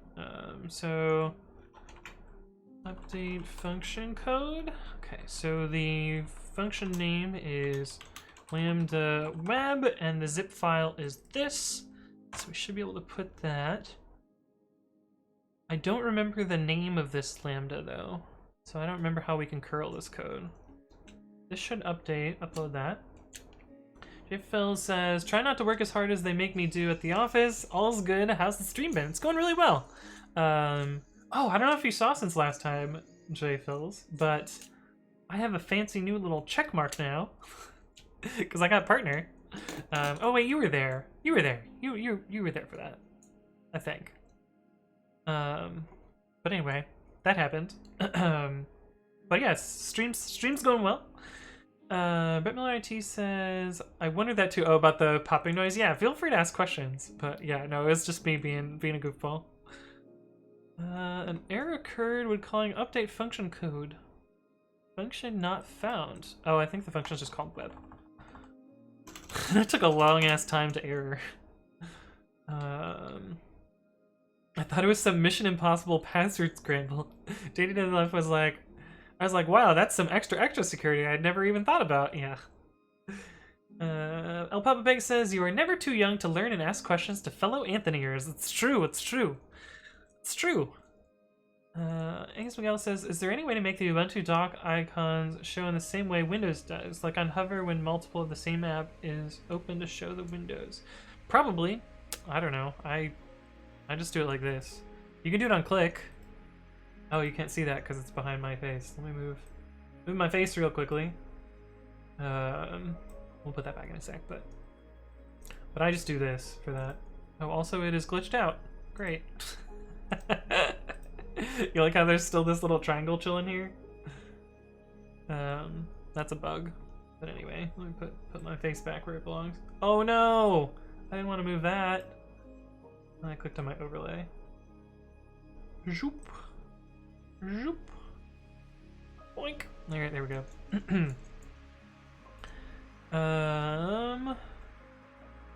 JPhil says, I'm now 1 degrees of separation from the live coding version of Shroud. Yeah, the Shroud who got 400,000 viewers today. Did his stream ever actually start? Because I was watching the chat just because it was wild. Twitch.tv/Shroud. Let me mute this tab. Did his stream actually ever start? Oh yeah, he has 170,000 viewers right now.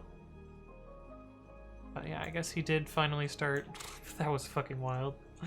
He had 500,000 at one point? Holy shit! That's fucking crazy! Acid UK says, when should I create a decorator versus just incorporating the logic into the existing function / creating a new function to call with the existing one?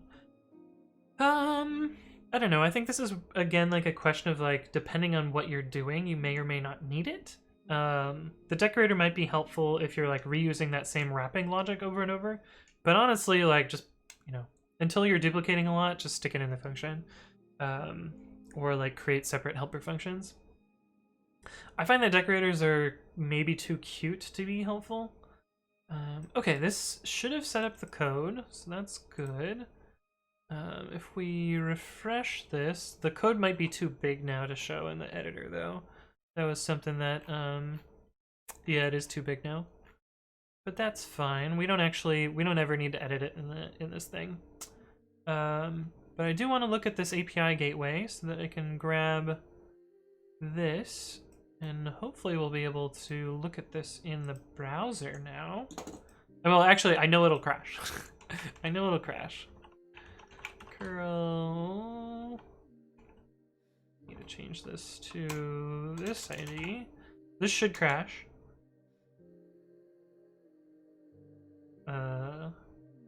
Cool. Should crash.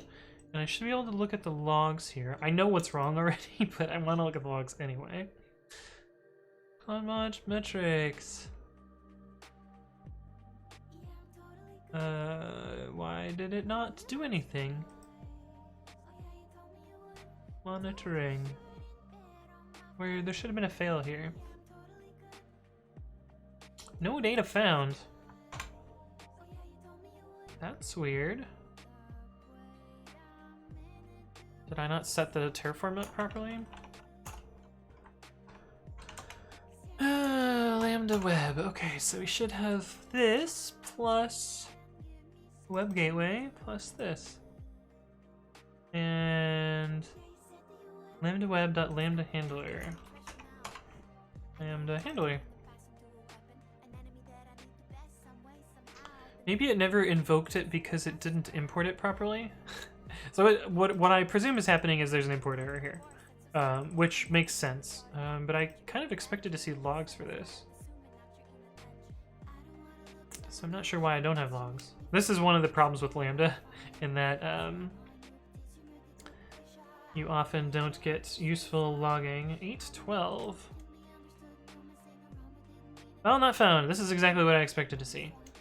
No such file cred/env. And this is because it is running the local app.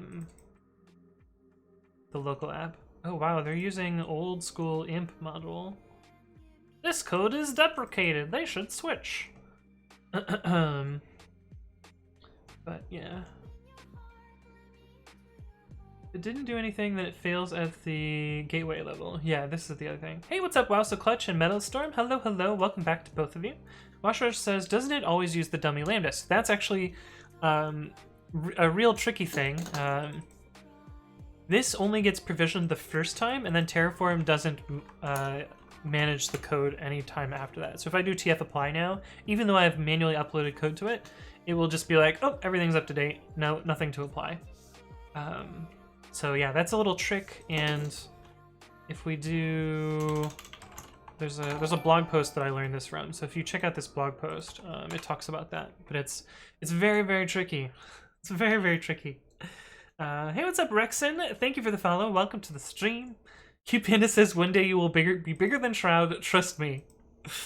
I don't think that's gonna happen. There's not enough people that watch science and technology to make that happen. And I don't really play video games on Twitch all that much, but anyway, that would be cool. But I don't think it's gonna happen. Okay, yeah, but we want to fix this import error. And the import error is because we're triggering the local creds implementation of creds, but we don't actually want to trigger local creds. We want to trigger the AWS creds, and then we'll get that to fail for a different reason, and then we'll fix that different reason. Hey, what's up, Shikata? Thank you for the follow. Welcome to the stream. So let's fix this so that it sets the proper thing here. And the way the creds are set up, and this is kind of janky, I just haven't thought of a more clever way to do this yet. But I have this iFace module. This allows me to implement a bunch of different clouds or other things. And so I have like a credentials module. And so I have one for local, which is just using these creds files here, which I'm not going to show on stream. But I also have one for AWS where, this is for the queue implementation. So I have a local queue that uses SQLite to implement a durable queue. I know using SQLite for a queue is not necessarily the greatest idea, but it works. It works well enough for local. But in AWS, I'm using SQS. For the credentials management, I'm using some creds files locally, and I'm using secrets manager in AWS. And the way that it gets picked is based on this environment variable, this pre-commit.ci env variable, and it defaults to local. So because it's running local, it's using the local creds. But we need to set this before this gets imported. So the way we're going to do that is a little bit tricky. Make handler. And we need to import OS. And we're going to just set this to AWS. And then import this here to avoid import time. Or import this here. So the environment variable is respected, because if we did these in a different order, it would not work. And then return this, make handler. So that, I believe, will get it to use the AWS handler. So that should get us a little bit further. Python 3-m pre-commit.ci bin.make lambda web, and then we'll have to put the function code again. Metalstorm says, as Sean gets 400,000 viewers on stream, yeah. Cupana says, what are your favorite games? Let's see, I think my favorite PC game is Borderlands 2, which I've spent a lot of times. I've spent a lot of times. I've spent a lot of time playing. I think I have like 600 hours of Borderlands 2. I play a lot of Pokemon. I hunt shiny Pokemon. But I don't do that on stream because, I don't know, I think hunting shiny Pokemon is kind of boring content. I play a lot of. I really like FTL. I play a lot of Minesweeper. It's not really a game, so to speak, but it's kind of a game.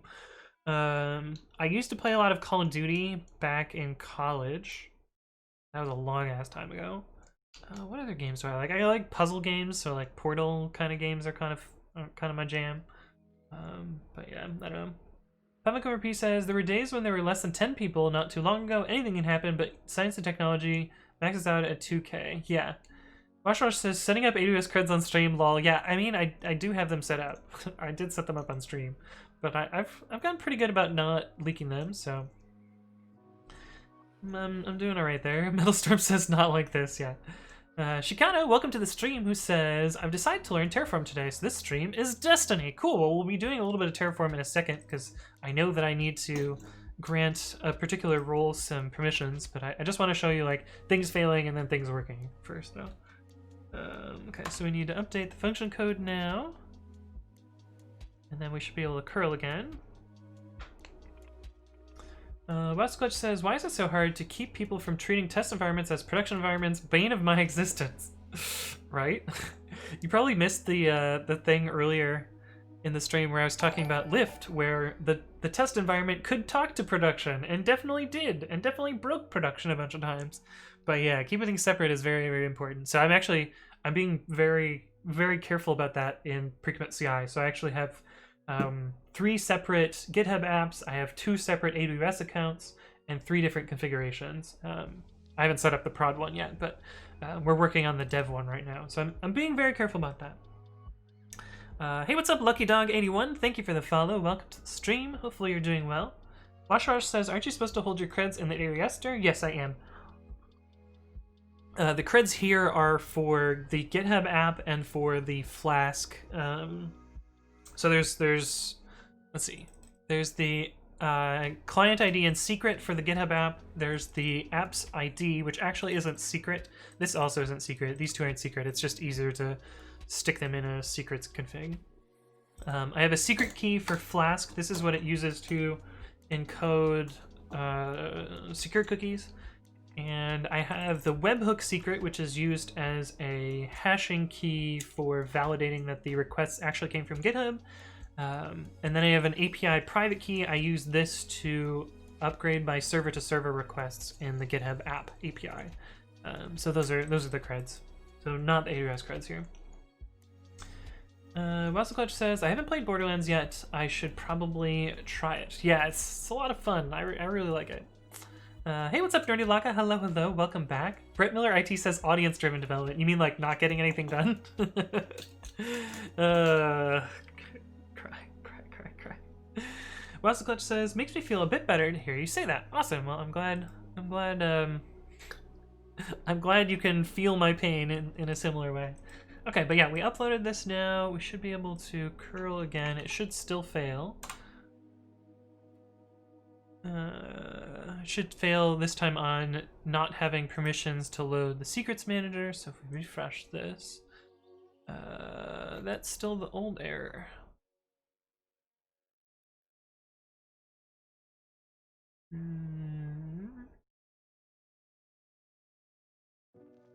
Yeah, this is still on line 3. So it's still running the old code. Why are you still running old code?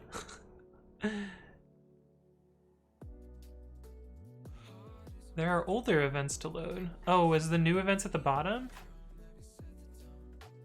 No newer events. Auto retry.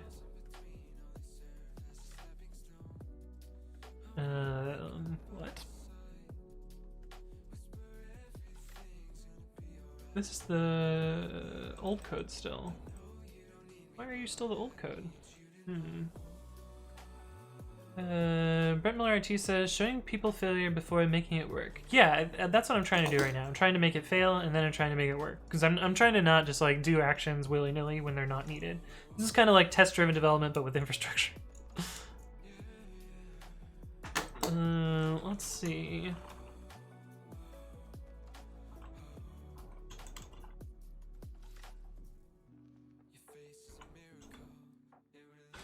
Maybe I zipped the wrong thing? Unzip. out.zip lambda web.py. No, this is the updated code.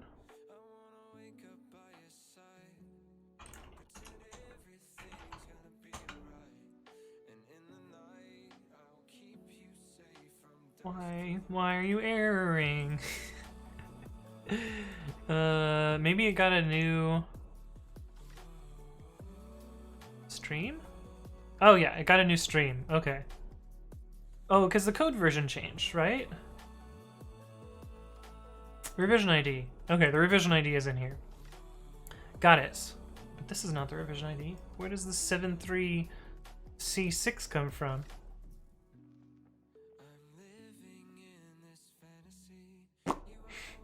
What?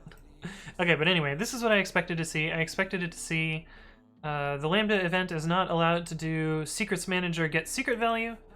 So we need to grant this role the ability to read the web secret and the GitHub API secret. Actually, we just need the web secret first. So if we want to do it, if we want to truly do this in a TDD fashion, let's see. We have role lambda web. Didn't I? Oh, I did actually call it lambda web. But it has the ability to do this. We need to attach this role to it. This IAM policy, web secrets policy. And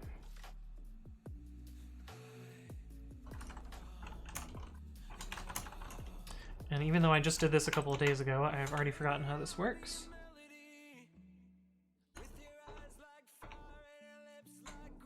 Policy attachment. Okay, so for role lambda web, we need to give it attach lambda web GitHub API secrets policy attach. We want the role to be lambda web, and we want that. We also need to give it the web secrets policy. I believe this is named web. So we should be able to do Terraform apply now. Give it those two new things. Yeah, Twitch has threads now. They're kind of jank. Washwash says, talking about Dynamo, it feels like a brilliant idea of schemaless implemented poorly. Yeah.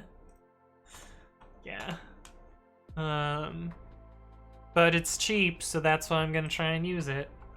Okay, this curl might actually succeed now.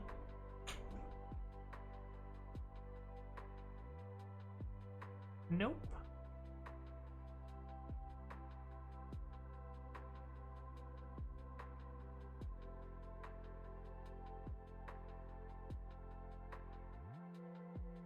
Resource not found. Oh, we forgot to upload the secrets. Because I destroyed my infrastructure. Fortunately, I have a script to do this, so I don't show you the secrets. Python-m pre-commit.ci.bin.set secrets.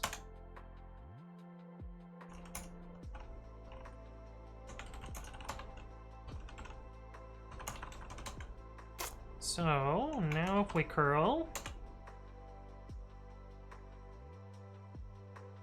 Still internal server. What's the error now?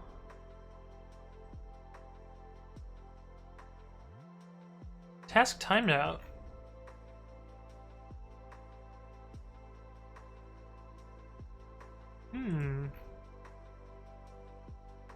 Let's give it more time then.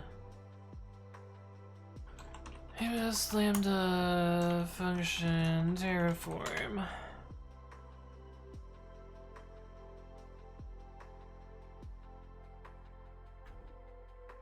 I'm surprised that it timed out at 3 seconds. It shouldn't be that. Oh, I guess it has to make an AWS request. Yeah.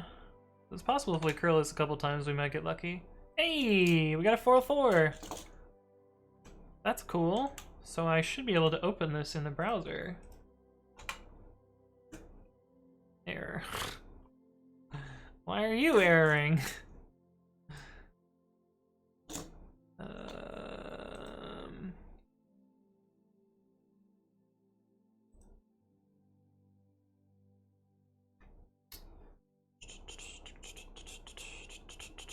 We do have traceback.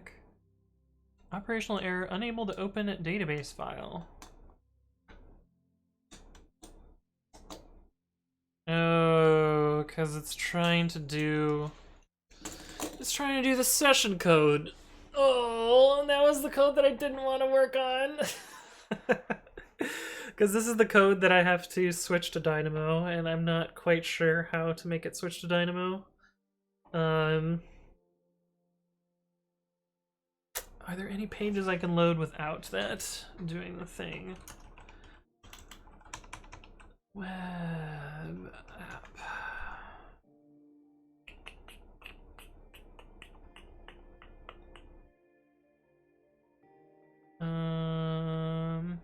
No, because this needs to load the database. This needs to touch the database.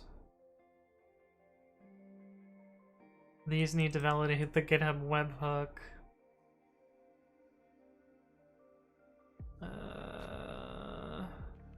Hey, we could load logout. Oh wait, no we can't. Because it has to do session stuff. Shoot! Anyway. that's really disappointing. But I think it works. Well, I think this works better than it did before, but I need to figure out the Dynamo stuff, and I need to do a bunch of research for that. Brett Miller IT says, I love trying to not care about my secrets and dynamically generate them with Terraform, but always a chicken and egg scenario at one point.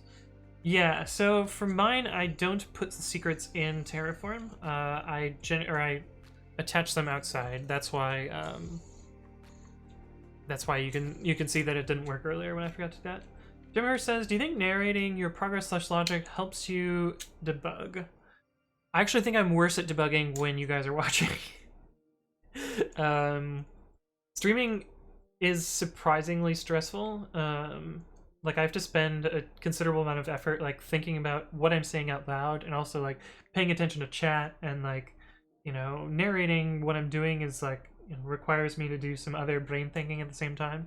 So I actually think I'm a worse programmer that when you guys see me live than I am offline.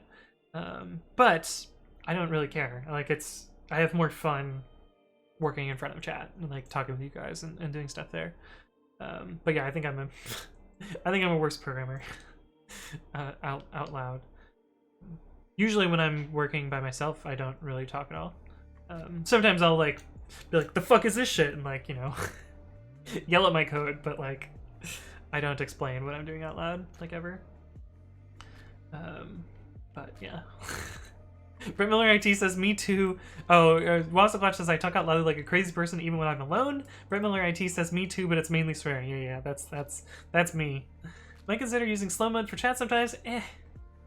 I don't really care about being productive on stream. Like, stream is not really about like, you know, getting something done. It's about like showing the process, I guess, and like having a fun time with all you. Roko says, all good though, the stream is always awesome and informative, indeed. P says, fun or stressful? I mean, yes. Hey, what's up, Box Ninjas? Hello. I'm always talking to myself when coding, yeah. Yeah, I mean, I rage at my code when I'm by myself, I guess, but... Chillax Lore says, like, no pressure, it's just 100 people watching you in your IDE, chill. Yeah, it's good.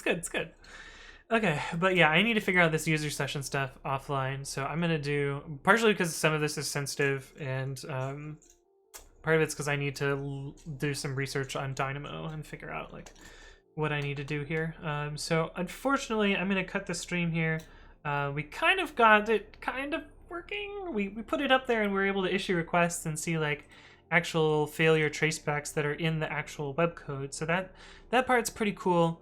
But I'm gonna continue working on this offline a little bit, where I can be a little less, you know, concerned about the things that I show in chat, but or show on stream, because I'm going to be dealing with sensitive credentials and stuff. So, but yeah, let me do my little spiel, and then we'll find someone to send you guys off to. But yeah, my name is Anthony, and I upload my previous content, so previous streams, and it's been a while since I did educational content. I tried to do that this morning, but I forgot to turn on my microphone. But yeah, I upload my previous streams to YouTube. That's youtube.com/AnthonyWritesCode. And I stream on Monday, Wednesday, Friday, and Saturday at noon Pacific. I'm actually changing my Saturday slot by 1 hour so that everything is consistent, because I don't know, I found that I was sleeping in too much on Saturday and barely getting ready in time for stream, and so I'm going to try and be a little bit more consistent about that. But I announce my stream in 2 places. One of them is on Twitter, and that's twitter.com/codewithanthony. This is different than my Twitch handle, so be careful about that. But I basically announce like 60 minutes before I start. And I also announce on Discord, which you guys are free to join. It's a small programming Discord where we talk about, code and stuff, and other sorts of things. But yeah, there's also some memes, which are cool, but yeah, it's fun. But thank you all for stopping by. Jemmerhurst says, I ask because in software engineering research, developers are usually asked to narrate their logic, which always had me thinking that the data recorded is probably not as accurate. Yeah, I think so. Boxer Ninja says, Dynamo is fun, I'm working with it right now. Yeah, we'll be using some Dynamo eventually. WK Fenrir says, I watch streams while I'm coding and it helps me be calm. Twitch programmers are mostly so chill. Some of them are fucking crazy though. Some of them are crazy. Chalixador says we could raid CM Griffin. Yeah, we'll see who's online, but we can possibly raid CM Griffin. Code Show, how's it going, Code Show? Welcome back. Who says, hi there's Code. That blue thing with 2 keywords is a trackpad mouse? No, it's a fidget toy. It spins. It's just a fidget toy. But yeah, I use a cheap Logitech B100 mouse. But anyway, thank you all for stopping by, and let's go find someone to raid.